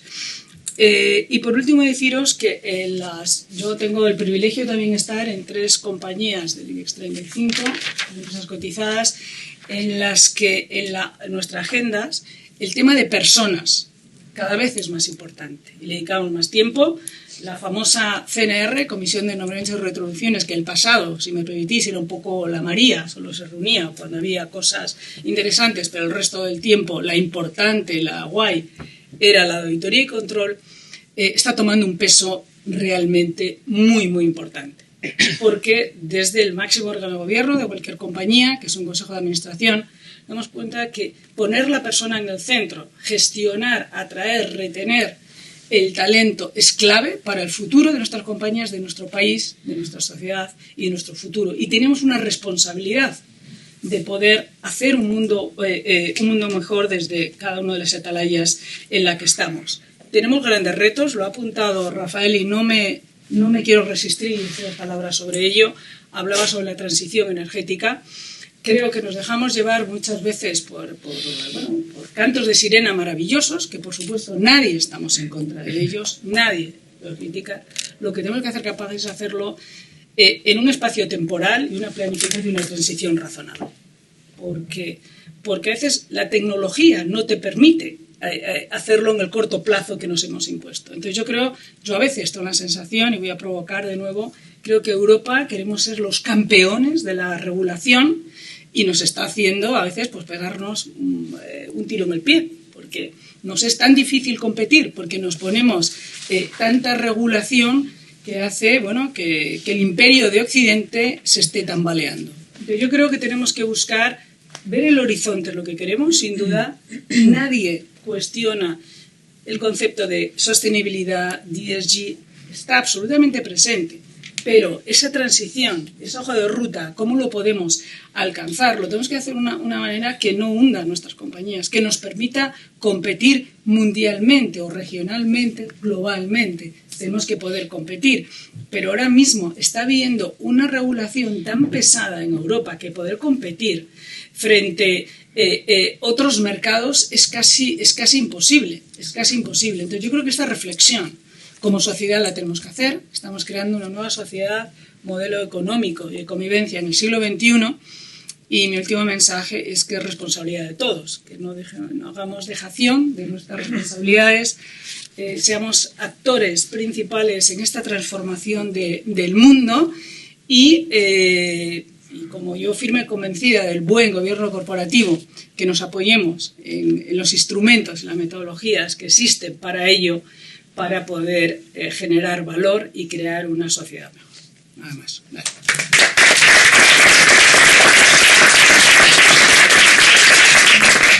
Pues muchísimas gracias, Laura. Y este apunte último, pues vaya mañana llevamos. Pero de esto se trata, de agitar mentes. Vamos a pasar ahora con Íñigo Sagardoy. Bueno, antes de nada, sí que quiero expresar nuestro agradecimiento desde la Fundación por acogernos, por vuestra hospitalidad de nuevo en vuestra casa. Y Íñigo casi es una prolongación de una sesión que tuvimos hace unos 15 días, en donde estábamos definiendo un poco el futuro desde el punto de vista del talento y del liderazgo, de la cultura. Y le hemos pedido, sobre todo, y surgió una especie de desafío, es decir, hacia dónde vamos, si nos acompaña la regulación. El marco laboral está acompañando a esta realidad que está emergiendo, que se está consolidando. Ahí hay un choque entre realidad y regulación. Bueno, pues ahí le hemos desafiado a Íñigo para que nos ilustre a través de su visión. Bueno, pues muchas gracias, Tomás, y nada, de nuevo bienvenidos y buenos días otra vez. Bueno, primero gracias a Laura por las palabras, que son muy cariñosas, y es verdad que Laura nos ha ayudado un montón aquí en la Business School, dirige muy bien ese programa y la verdad es que es una referencia, ella y el programa, gracias a ella. Y realmente es un gusto tenerla siempre aquí con nosotros. Y después de escuchar a Laura, a Manuel, a Rafael y bueno, ahora a Ana, pues la verdad es que poco hay que decir, porque yo me quedaría aquí toda la mañana escuchando y poco puedo aportar yo. Pero sí que, bueno, puedo hacer algunas reflexiones personales que ya digo que son personales naturalmente, como no puede ser de otra forma, y que luego también pueden ser o no compartidas, y muchas de ellas son sabidas, ¿no? Porque yo creo que los que estamos aquí tenemos inquietudes o parecidas inquietudes en este ámbito de, bueno, pues de la transformación más humana de las organizaciones, como bien decía Laura, de la transformación de lo que está aconteciendo en el mundo, que decía Manuel, y la parte económica de Rafael. Y quizá a lo mejor podíamos centrarnos, como decía Tomás, más en la parte de tendencias en el ámbito estrictamente de las organizaciones, y más lo que yo puedo aportar o que más conozco por la experiencia y lo que comparto con los clientes en el ámbito de los recursos humanos, del talento, de people and culture, como dice ahora también, y quizás es lo que quiero compartir, ¿no? Esa experiencia al hilo de lo que preguntaba Tomás, ¿no? Dos ideas principales, antes de entrar en esas tendencias concretas, que son, yo creo que muy conocidas, pero que sí que es bueno resaltar, porque, claro, explican los cambios que estamos viviendo, ¿no? Y los ha explicado muy bien antes Manuel y Rafael, pero bueno, una primera idea general que yo creo que todos compartimos, o al menos creo que compartimos, es que las empresas, las organizaciones en general, incluso también la sociedad, pero bueno, me voy a centrar solo en las empresas, pues tenemos un cambio de prioridades claro, ¿no? Un cambio de prioridades muy claro. Y en el área de talento, insisto que me voy a centrar ahí, en el área de talento y recursos humanos, pues ese cambio de prioridades es bastante notable. El otro día tuve ocasión de analizar unos informes que me llamaban mucho la atención de una consultora que se dedica a análisis del mercado en distintos ámbitos, la consultora Gartner, una consultora americana, pero que también está centrada en el ámbito de recursos humanos. Y por curiosidad, porque claro, esto a veces lo dejas, y yo también soy muy de datos, como Rafael, dejas de mirar los datos y a veces te llevan las percepciones, pero por curiosidad digo, oye, voy a ver qué análisis hacía esta consultora de las 5 prioridades de los directores de recursos humanos en las empresas en el año pasado, porque el 2022 todavía no ha salido, 2022, y cómo estaban también las prioridades en el año 2010, para ver un poco, no en el 2019, que yo lo veo que también ahora veremos, pero sobre todo irnos hasta el 2010, a ver un poco cómo ha habido esa evolución de las prioridades de las empresas y en particular del talento y de los recursos humanos, ¿no? Y en el año 2023, que también estaba de alguna forma ligado en el año 2019, por ver también el impacto de la pandemia, por las prioridades en el año 2023 de los directores de recursos humanos, las primeras eran todo lo referente en general, ¿no? Todo lo referente al liderazgo. Perdón, 2022, perdón, he dicho 2023. Todo lo referente al liderazgo. La preocupación de los directores de recursos humanos, bueno, pues todo lo que tenga que ver con el liderazgo de la empresa, de la organización, etc. La segunda prioridad era ejecutar las transformaciones que estaban ocurriendo y aconteciendo en la economía, en la sociedad, en la organización, ¿no? La tercera prioridad es la experiencia de empleado. Y voy rápido porque no quiero detenerme mucho en ello. La experiencia de empleado en general también, ¿no? La cuarta, la contratación, también la problemática, atracción y retención de talento. Y la quinta, el futuro del trabajo. En el año 2019, las prioridades eran un poco distintas. Fijaos, era la primera, crecer el negocio, o sea, antes de la pandemia, crecer el negocio. La segunda, incrementar la excelencia de la organización. La tercera, que coincide en el año 2022, y es la única que coincide, la de ejecutar la transformación, que estaba aconteciendo en el 2019, hay una cierta inercia. La cuarta, innovar. Y la quinta, que no ha salido en el 2022, optimización de costes. Y fijaos, ¿cuáles eran las 3 prioridades más importantes de los directores de talento, recursos humanos en el año 2010, según esta encuesta de la consultora, que es bastante buena, porque hace un abanico además sectorial en distintos países, es bastante completa? Pues curiosamente yo creo que lo adivinamos todos, la remuneración.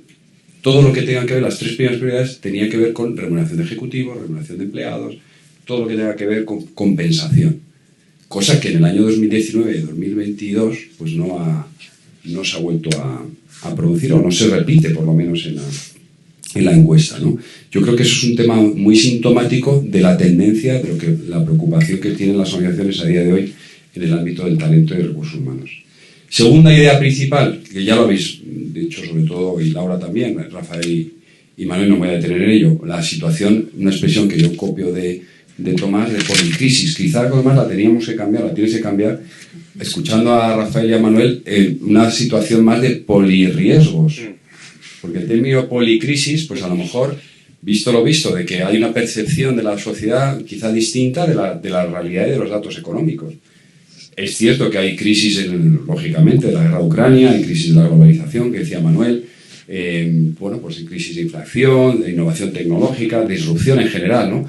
Pero lo que yo creo que acontece más, que me ha gustado mucho, es esos polirriesgos, ¿no? Los polirriesgos a los que nos enfrentamos, y ese es el punto de inflexión en el que estamos de cambios y de transformaciones, ¿no? Más que policrisis. Y lógicamente eso tiene un efecto muy determinante, también como apuntaba Laura, muy determinante en las organizaciones y en el talento, ¿no? Y dicho esto, estas dos ideas principales del contexto, pues lo que yo entiendo, que creo, y insisto, es tema personal y a lo mejor no es compartido, pero sí que veo tendencias que observo cuando hablo con directores de recursos humanos o cuando estoy en foros de esta naturaleza, pues me salen a mí una serie de tendencias en el ámbito del talento que me gustaría compartir con vosotros, ¿no? La primera, bueno, muchas de ellas ya se han dicho antes, ¿no? La primera, la transparencia y la reputación, o sea, el foco que tienen las organizaciones y los directores de recursos humanos y talento en particular sobre la transparencia, todo lo que tenga que ver con la transparencia y la reputación de la compañía. En una charla que estábamos ayer, que con Ángel Serrano, antes de ayer, que organizaba City Hub, su empresa, sobre temas de nuevas formas de trabajo, modelos híbridos, etcétera. El otro ponente, que era un director de recursos humanos de Grant Thornton, hablaba puso un ejemplo que a mí me gustó mucho, que luego lo repetimos en un consejo que compartimos Manuel, Laura y yo, de lo que le sucedió al consejero delegado de Disney, con unas declaraciones, creo que lo comentaba Manuel en el consejo, unas declaraciones que hizo, pues de simplemente no haciendo mucho hincapié o minusvalorando un tema de diversidad, dentro de la compañía. Se armó, y lo resumo mucho, se armó un follón notable, incluida alguna huelga. Pues al final todo eso le hizo dimitir al consejero delegado, entre otras cosas, pero le hizo dimitir por esas declaraciones que tienen que ver mucho con la reputación de su compañía y con la reputación del liderazgo, ¿no? Por tanto, todo lo que tenga que ver con transparencia y reputación me parece muy importante. Y de ahí el factor riesgo, y voy a decir en cada punto el factor riesgo, las ventajas las conocemos. Voy a hacer hincapié en el factor riesgo, es el tema de la necesaria comunicación y darle mucha fuerza a la comunicación por parte de la Dirección de Recursos Humanos y Talento a las cuestiones que se realizan. Nosotros en el despacho, en los 2-3 últimos casos colectivos que hemos tenido, que no eran de reestructuración, eran temas de negociación colectiva, temas de acuerdos con sindicatos, es la primera vez que nos ocurre. Estaba el director de comunicación sentado también en la mesa, y es la primera vez que nos ocurre. Nunca habíamos visto que el director de comunicación de la empresa estuviera con nosotros sentados en una negociación sindical. ¿Y por qué? Porque estos temas tienen importancia. Y el director de comunicación pues tenía mucho que decir, lógicamente, y aportaba mucho, ¿no? Entonces yo creo que es un tema a tener en cuenta en la primera tendencia. Segunda tendencia, y voy rápido por no extenderme mucho, que también se ha dicho, cumplimiento normativo. Hay un exceso de regulación, que hablaba Laura, totalmente de acuerdo, un exceso en el ámbito nuestro laboral tremendo, que no te da tiempo ni siquiera a procesar, y la preocupación de los directores de recursos humanos y talento también es el cumplimiento normativo. Ahora también nos está ocurriendo que cuando nos piden igualas nuevas, sobre todo igualas, clientes del despacho, perdonad el ejemplo del cliente del despacho, pero es lo que vi en primera persona, lo primero que te piden, que sucedía hace muchos años, pero ya dejó de ocurrir, es una auditoría laboral, que a mí me gusta llamarle más auditoría de gestión de riesgos, más que el término auditoría laboral, que no me gusta mucho, gestión de riesgos laborales, ¿no?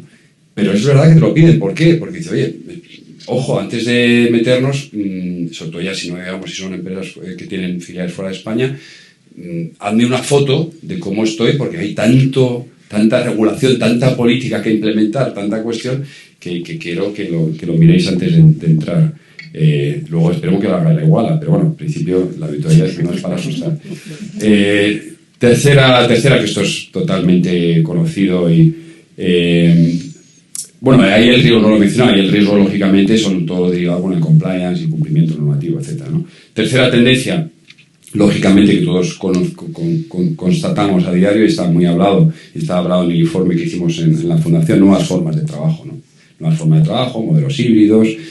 Si ahora ya incluso hay co-living, que lo acabo de leer esta mañana en Expansión, donde tú compartes con gente el salón, ¿no?, en la cocina, y ya solamente tienes tu dormitorio.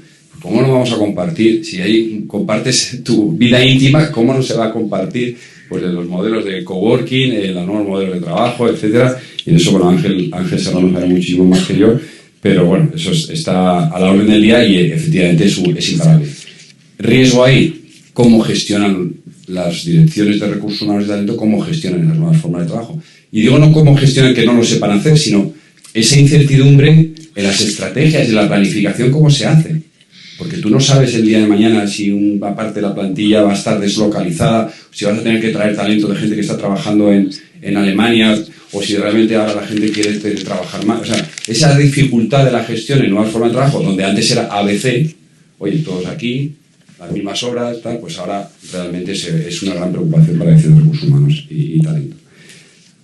Cuarta tendencia, atracción y retención de talento. Gran riesgo ahí, lo sabemos, la gran división. Pues bueno, ya sabemos que toda la gente joven, y no solo los jóvenes, está produciendo ese efecto de que la gente busca algo más, en lo que llama Tomás, que también me apropio la expresión, el contrato psicológico entre la empresa y el trabajador. Es decir, no basta solo una relación laboral, sino que se pide algo más, esa conexión más psicológica entre el trabajador y la empresa, donde se requiere más flexibilidad, autonomía, confianza, etcétera, y también hincapié en el propósito empresarial, no solo la cultura, sino el propósito empresarial, y yo creo que es importante. Quinta tendencia, también lo mencionaba Laura, la ESG y la parte social. Todo lo que tenga que ver con la experiencia de empleado, el bienestar emocional, diversidad. Y ojo, ahí el riesgo está, lo hablábamos también en el consejo el otro día, el riesgo está entre el respeto de la empresa o el activismo empresarial. También lo comentaba con Ángel el otro día. Es decir, la empresa lógicamente tiene que tener esos cumplimientos de la normativa, de la ESG, de la gobernanza. Totalmente de acuerdo con lo que suscribo las palabras de Laura, pero a ver si también nos vamos a pasar un poco y la empresa se le exige un cierto activismo empresarial en determinadas causas, y que sus empleados, que tienen una esfera privada, pues hagan un activismo empresarial cuando no, o en determinadas causas cuando no tiene por qué en el ámbito de la empresa, ¿no? Voy concluyendo, sexta tendencia, formas de colaboración y contratación diversas. Ya no nos sirven las viejas reglas de contrato de trabajo típico o prototípico, contrato de autónomo, de trade, que me suena ya arcaico y es del año 2007 y me suena como algo de la época pasada, lo del trade, pero que en aquella época fue útil. Pero claro, yo creo que ya hay nuevas formas de colaboración, de freelance, de autonomía, que las empresas están demandando, que no encajan en los cajoncitos que tenemos laborales o de regulación, de relación laboral o de trade o de autónomo, ¿no? Por la deslocalización, por las nuevas formas de colaboración, por la individualización, porque el colaborador te exige otra forma de cooperar con la empresa, etcétera, ¿no? Y por último, que la dejó, pero la he dejado la última, pero quizás sería la primera, no es la menos importante, el liderazgo humanista, que es lo más importante. Realmente las organizaciones se empiezan a preocupar mucho, y las direcciones de recursos humanos y talento, en transmitir un liderazgo de una organización más humanista. Y no es casual que veas a los CEOs de las grandes empresas en LinkedIn, bueno, pues, o en Instagram, por ejemplo, pues transmitiendo mensajes muy relacionados, muy cercanos a la gente, a la sociedad y tal, porque quieren transmitir ese liderazgo humanista, pero no por falsedad ni por hacer una apariencia, sino porque se lo creen. Yo creo que se lo creen. Por tanto, porque creen que eso va a transformar a su empresa a mejor y va a transformar a sus empleados. Y por tanto, bueno, ya sin más, vemos que son muchos retos, pero son tendencias que yo observo y que yo creo que puede ser utilidad compartir y luego sobre todo abrir el debate. Muchas gracias.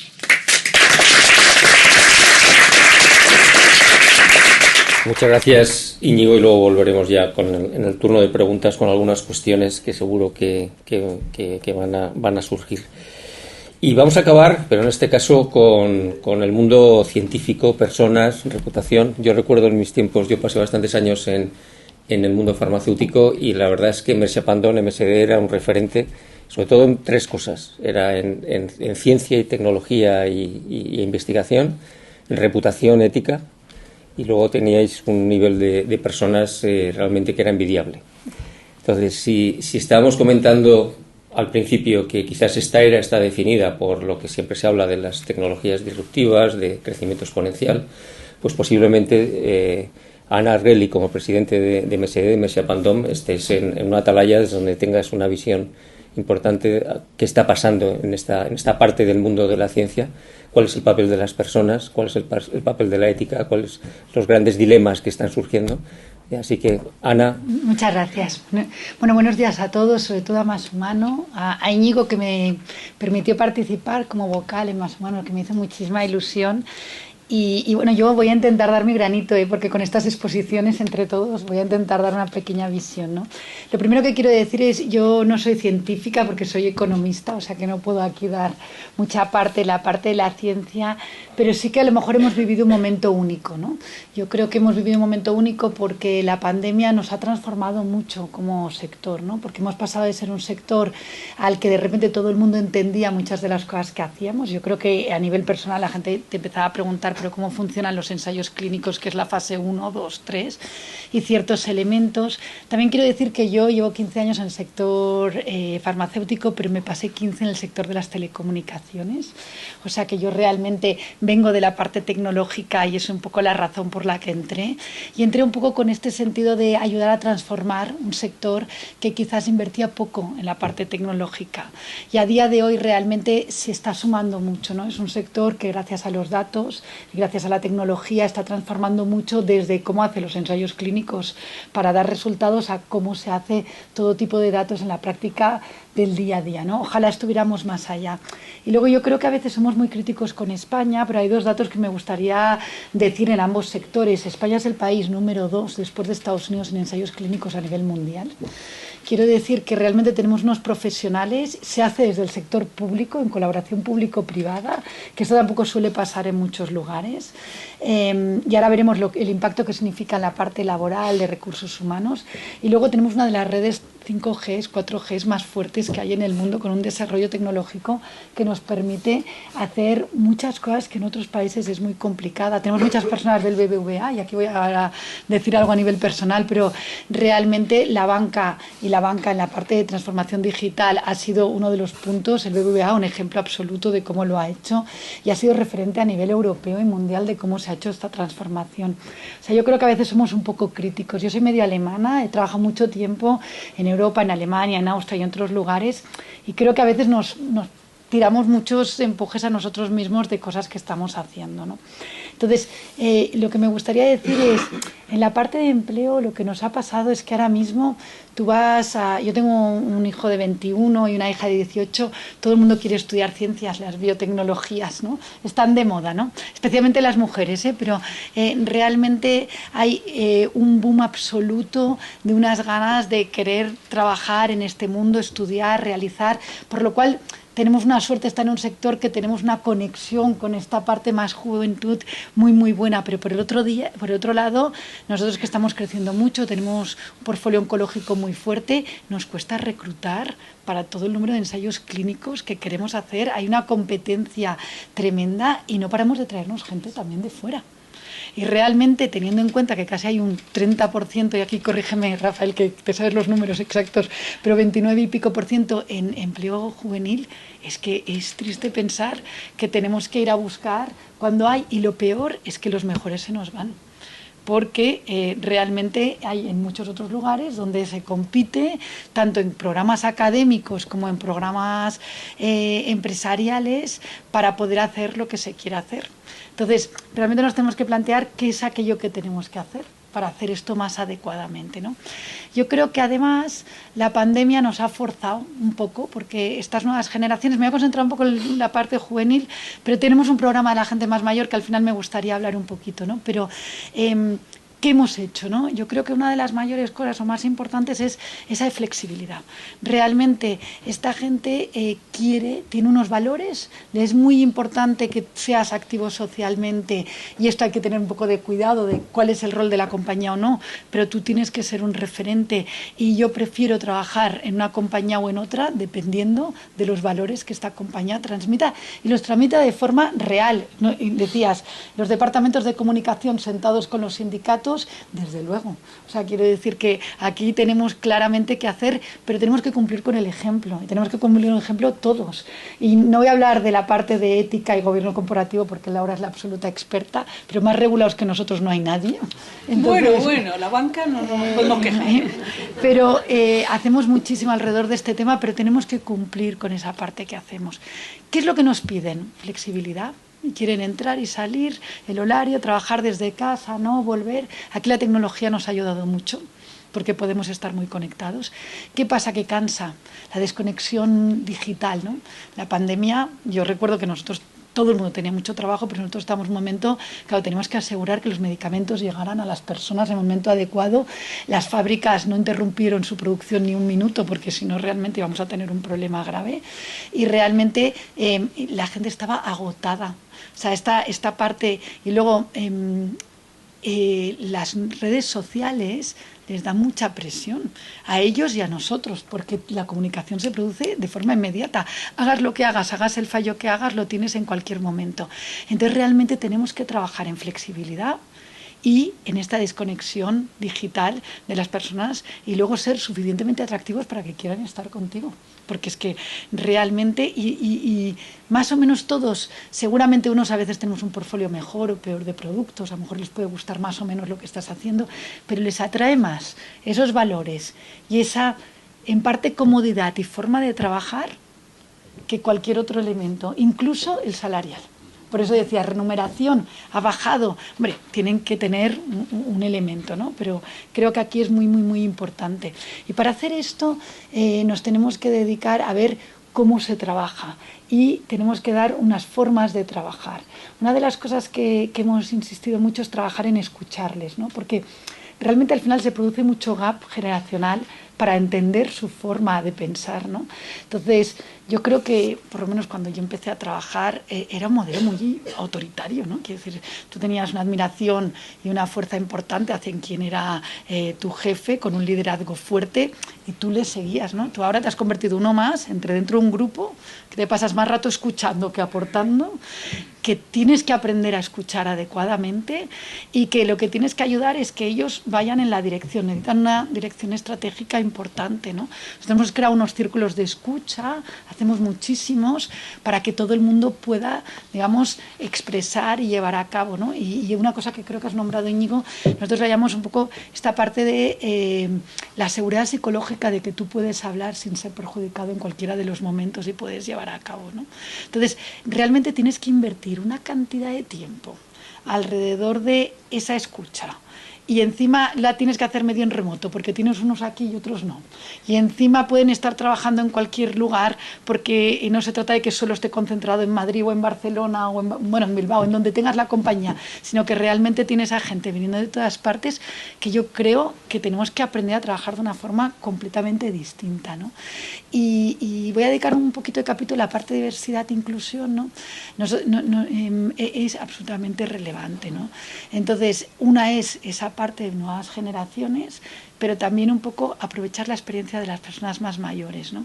Nosotros tenemos 4 grupos, estamos a punto de abrir un 5º, estos se abren de arriba abajo, o sea, lo llevan los empleados, los llamamos networks de diversidad, uno es de mujeres, el otro es de LGTBI, que le llamamos Rainbow, el otro es de nuevas generaciones, que es esa comunicación entre la gente mayor y la gente joven. Yo misma tengo un reverse mentoring de 2 personas jóvenes con las que me siento una vez al mes para que me cuenten, porque es que si no te desconectas y no sabes absolutamente nada de lo que piensan, ¿no?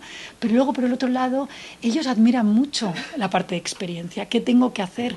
Porque Si no, como empiezan de cero, aunque tengan muchas ganas y mucha fuerza, se equivocan muchas veces y esto les frustra. Tener a alguien con experiencia que les abre.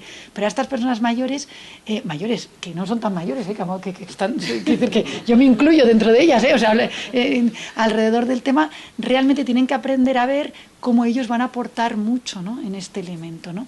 Y luego tenemos uno más social, le llamamos giving, y la gente te decía, yo tengo muchas ganas de aportar, pero no sé cómo, ni con qué ONG, ni en qué lugar, ni en qué sitio, ni cómo, ni cuándo. Entonces, allí nosotros hemos intentado, y lo hacen ellos mismos, tenemos políticas de voluntariado, la gente tiene 40 horas. Yo estoy convencida de que las empresas americanas están muy avanzadas en algunas políticas de recursos humanos, pero al final todas las compañías tienen su parte, ¿no?, alrededor de hacer estos elementos. Y lo que quieren es ayuda de cómo les puedes dedicar, que hables del tema, que le des importancia, que le des el espacio.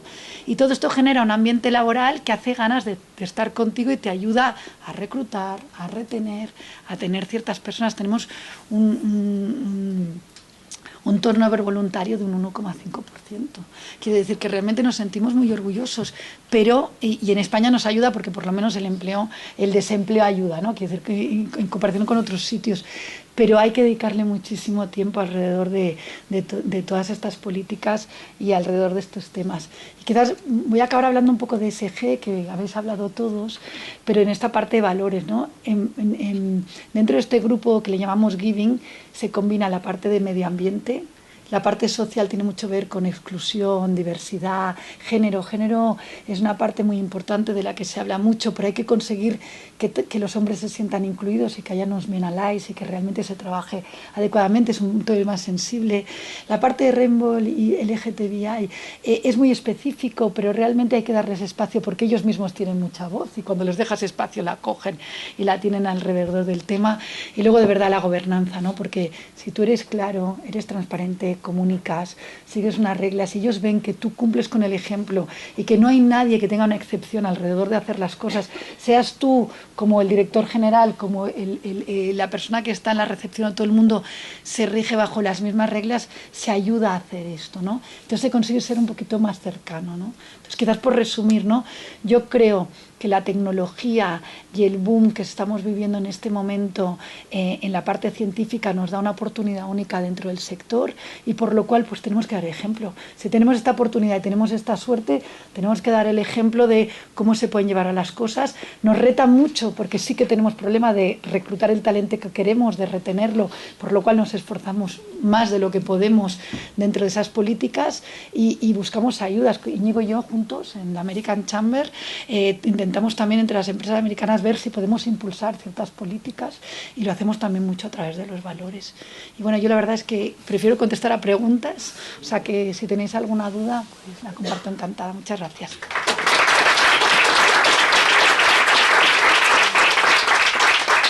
Pues muchísimas gracias, Ana, y enseguida entramos en la conversación, pero vamos a arrancarla con el mismo orden que hemos arrancado con las intervenciones, así que voy contigo, Laura. Tú que desde tu posición estás en una relación intensa y con una multitud de empresas, tanto grandes como pymes, posiblemente el 2023 se está caracterizando por una preocupación. En el último informe del Banco de España se hablaba que la escasez de mano de obra, de talento, representa ya la cuarta preocupación por parte de las empresas. Un 30 y tantos por ciento de las empresas no cubren el talento que necesitan. Eso supone frenar nuestro crecimiento, proyectos que no salen adelante. Obviamente uno contrata cuando necesita. Convivimos, como bien decía Rafa Domene, con un 13% de desempleo, pero con unas 300, 400.000 posiciones que no se cubren. Pero luego hay una percepción de que talento existe. En España existe el talento. Entonces, desde ese punto de vista, también lo hemos hablado, como la longevidad, como la demografía sigue siendo una palanca de transformación muy relevante, en donde la gente joven no acaba de encontrar su sitio y los jóvenes de más de 50 acaban siendo excluidos y expulsados del mercado de trabajo. Con lo cual dices, esto es una paradoja, es decir, talento hay abundancia en unos sitios, hay carencia en otros. Es verdad que no sé si algún gobierno tendrá que crear el Ministerio de la Reproducción por el desplome de la tasa de fecundidad, pero el hecho es que tenemos un carajal importante. ¿Cómo pero claro, cuando estás en una posición ejecutiva tienes que resolver, tienes que dar respuestas, y si es si la empresa española, la cuarta preocupación en la empresa española es la carencia de talento, ¿por dónde crees que está tirando ahora mismo la empresa española para encontrar una solución? Si está aún en la oscuridad, si hay experiencias en donde ya tú estás viendo que pueda encontrarse una solución a este embrollo. Sin duda es un paradigma y es un reto muy importante, pero no solo está ocurriendo en España, está ocurriendo en el mundo occidental, porque en Estados Unidos estamos viviendo problemáticas similares, ¿no? La gestión del talento y el poder cubrir, a pesar de que allí el nivel de desempleo es muy, muy bajo. Yo creo que estamos, como decía antes, está en la agenda, está en una posición muy elevada, tanto para los ejecutivos, los empresarios y los consejos de administración, buscando soluciones creativas, pero primero que seamos conscientes que el mundo ha cambiado. O sea, lo que no podemos aplicar reglas y recetas del pasado, porque las personas en general, independientemente de su edad, tienen necesidades diferentes, tienen expectativas diferentes. Entonces, ese contrato emocional que hablamos en la Fundación muchas veces es fundamental. ¿Cómo atraigo? Soy una empresa que soy atractiva, no solo por el nivel retributivo, que tienes que estar en mercado, como es lógico, pero tienes que tener otra serie de atractivos, ¿no? Ser atractivo, sexy, es decir, quiero trabajar en esa empresa, porque es una empresa donde me puedo desarrollar. Y para eso, yo creo que todas las empresas están trabajando de una manera muy activa en esa imagen, ese look and feel de decir, oye, es una empresa atractiva en la que te puedes desarrollar, que tienes espacio, que somos flexibles, que nuestros valores son la base de nuestro comportamiento en todo. Eso es muy importante, y luego se están haciendo muchísimos trabajos a nivel, y muchas empresas en colaboración con universidades. Porque también tenemos un problema en competir por ese poco talento que hay, que sale formado, cómo poderles atraer y que se venga a mi empresa y no a la tuya, por ejemplo. Entonces, hay que hacer programas de colaboración, se está creando muchas cátedras, empresas, universidades para poderlo crecer. La formación dual se está empujando también para ayudar a recuperar el concepto de oficio, si me permitís, y poderlo hacer al mismo tiempo que se están trabajando en conceptos muy interesantes, que es de mentoring con personas que están jubiladas, que ya tienen una edad avanzada, pero que son unos mentores maravillosos para la nueva incorporación. Lo que decía Ana, de personas jóvenes que aprenden muchísimo. Entonces, hacemos en el banco, por ejemplo, tenemos varios proyectos así, que vienen personas y están una vez al mes, tiene una sesión de 3 horas en la que otras personas aprenden tecnología y cosas que no saben cómo utilizarlas, y los otros, como han estado en esa casa muchos años, saben cómo guiarles profesionalmente para poder crecer, ¿no? Entonces, yo creo que esto es la preocupación número 1. El problema de demografía es enorme, y el tercer problema que ha apuntado Íñigo es el problema legislativo. La rigidez que tenemos para poder contratar, para poder poner acuerdos, flexibilidad, hace que se reste. Y con las últimas subidas fiscales que tenemos en nuestro país, pues está haciendo menos atractivo, incluso para atraer talento exterior que quiera venirse aquí, y la dificultad de darle un marco flexible. Y nuestro buen talento, que tenemos muchísimo, también se nos está fugando mucho a otros países donde, y en el caso de los médicos, se están yendo a Inglaterra, a otros países, porque las condiciones de trabajo laborales que le dan allí, incluida el paquete de compensación y beneficios, es mucho más atractivo. Entonces, os aseguro que es prioridad número 1 en el mundo empresarial. En la COE, ¿verdad?, siempre se habla de absolutamente esto, cómo le damos respuesta con esta flexibilidad, y pidiendo, por favor, que disminuya las restricciones, las limitaciones que tenemos desde el punto de vista regulatorio, que nos impide poder contratar con mayor flexibilidad. Muchísimas gracias, Laura. Y enlazo con esta última cuestión que estás apuntando para Íñigo. Antes comentaba Manuel en la primera mesa sobre este movimiento de desglobalización, en donde se está produciendo un retorno, un movimiento centrípeto, sobre todo desde el punto de vista industrial, desde el punto de vista de toda la cadena de suministro. Pero la paradoja es que el talento se está globalizando y se está deslocalizando en un movimiento centrífugo. Está expandiéndose por todo el mundo. Aquí tenemos gente de todo el mundo, y muchos españoles están trabajando para todo el mundo, pero incluso desde España. porque ahora ya a través de las plataformas laborales digitales te permite trabajar desde aquí para cualquier cliente que esté en el mundo bajo nuevas formas de trabajo, que es el punto 6 que comentabas del informe Gartner. Es decir, que la realidad ya nos está mostrando una manera de trabajar que posiblemente la regulación en este momento está o muy por detrás o aún no está reconociendo esa nueva realidad. Tú que estás de alguna manera muy presente en todos los debates y todas las conversaciones, ¿cuál es tu visión de la respuesta, como bien decía Laura, a la manera en la que el mundo se está organizando con ley o sin ley o desde el punto de vista alegal? ¿Cómo crees que nos va a acompañar la regulación a la velocidad que el mundo cambia, sobre todo, no a la velocidad tradicional de nuestros legisladores? Bueno, pues la respuesta creo que es sencilla, es negativa, ¿no? Es una experiencia, una regulación negativa. En sí misma la regulación no es mala, lógicamente hay que tener unos márgenes y unos carriles por los cuales desarrolla la actividad empresarial, la actividad laboral, etcétera. O sea, en sí misma, por supuesto, no es mala.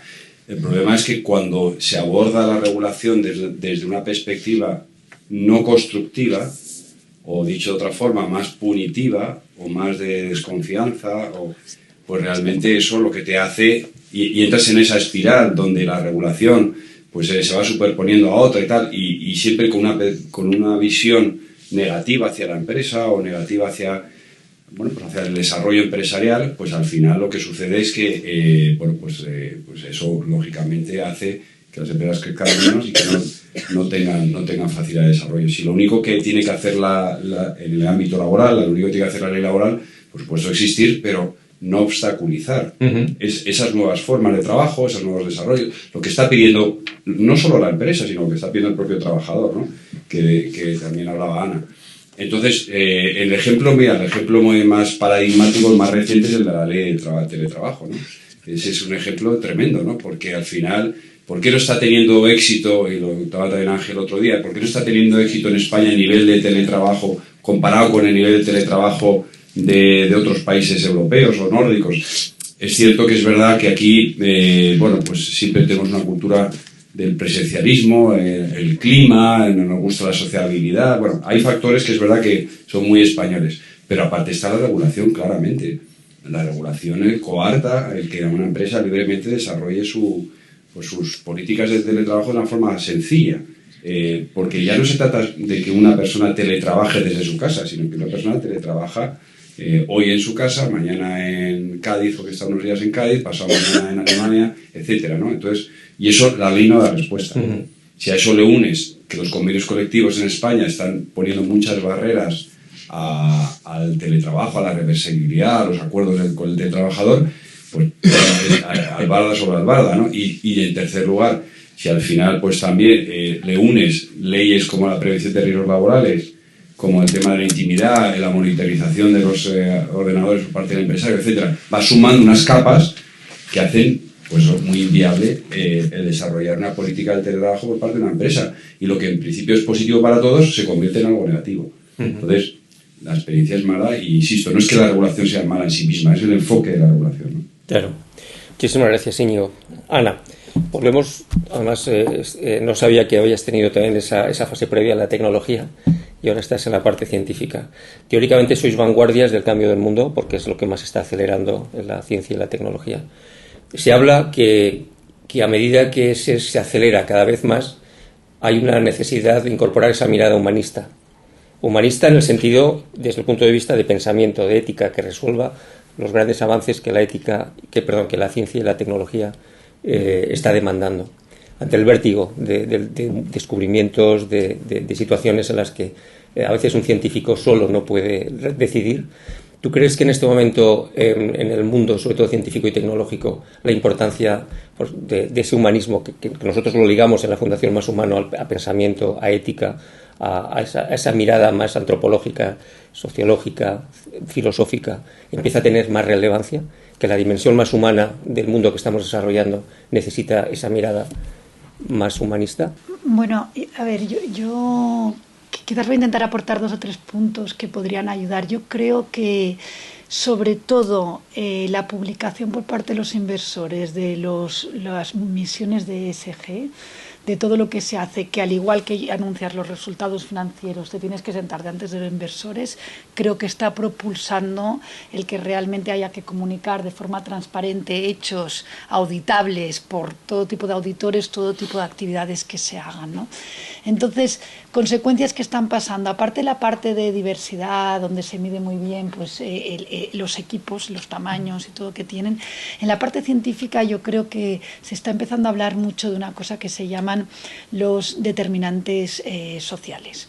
Esto significa que haya, por ejemplo, los estudios clínicos, para entenderlos, son bastante competitivos, porque al final tú gastas muchísimo dinero si tardas mucho en hacer un estudio clínico, por lo cual España, que por ejemplo está bien organizada y funciona bien, pues es relativamente rápida, y entonces hay pacientes españoles más que pacientes de otros tipos de lugares, como por ejemplo Alemania, donde la regulación en ese caso es tan compleja que tardan, curiosamente, porque son el doble de población, tienen el doble de profesionales sanitarios y podrían ir pues más deprisa, ¿no? Pero esa rapidez a veces no da esa parte humanista o social de que quien está representado ya no por nacionalidades, sino también por tipo de sectores, hombre, mujer, geografías dentro del propio país o elementos, ¿no? Y entonces se están empezando a hacer estudios de ver un poco, tanto en los estudios clínicos como luego en la práctica clínica, si depende de tus elementos sociales vas a tener una mayor o menor posibilidad de tener acceso a la parte de la sanidad. Y esta parte sí que creo que la veo cada vez más. Nosotros mismos estamos haciendo varios proyectos alrededor del tema, pero veo mucho movimiento hacia estos determinantes sociales desde los hospitales, desde las empresas farmacéuticas, desde los estudios clínicos, de ser mayor representatividad del tipo de población que o participe en los ensayos clínicos, como reciba, digamos, la sanidad de forma adecuada. Yo sí que veo un cierto movimiento alrededor de este tema, pero es verdad que es reciente, ¿eh? Yo creo que la pandemia, que ha demostrado una brecha mucho más fuerte, ha llamado mucho más la atención en este tema también, ¿eh? Un poco para complementar la pregunta, ¿estáis incorporando de alguna manera en este contexto de determinantes sociales a profesionales que de alguna manera tienen esa autoridad o esa experiencia para poder influir dentro de las organizaciones? Bueno, claro, porque al final necesitas a gente que entienda. Exacto. Y que conozca, por lo cual empiezas a contratar o desarrollar skills, ¿no? Hemos hablado un poco de capabilities, ¿no? Yo creo que se invierten muchas en capabilities soft, y en este caso también en capabilities de cómo tener esa sensibilidad, y que tengas siempre a alguien que te levante la mano y te avise y te diga: tenga cuidado porque aquí no estamos siendo diversos, cuidado que aquí no estamos teniendo en cuenta, cuidado con la gente que está en exclusión. Y esto es una parte de un tema que tienes que insistir mucho en la parte de valores. Entonces lo que te buscas son gente que te levante la mano, ¿no? Que te avise, ¿no? Claro. Bueno, pues si os parece, ya son las 12 menos 10. Como abrió Íñigo en su presentación de este acto, la verdad es que queremos repetir este evento todos los años, en diciembre o en enero, porque todos los miembros que han participado en este evento son patronos de la Fundación Más Humano. De alguna manera el patronato sale a la calle a hablar, a contestar, a debatir, y es algo que queremos institucionalizar en los próximos años.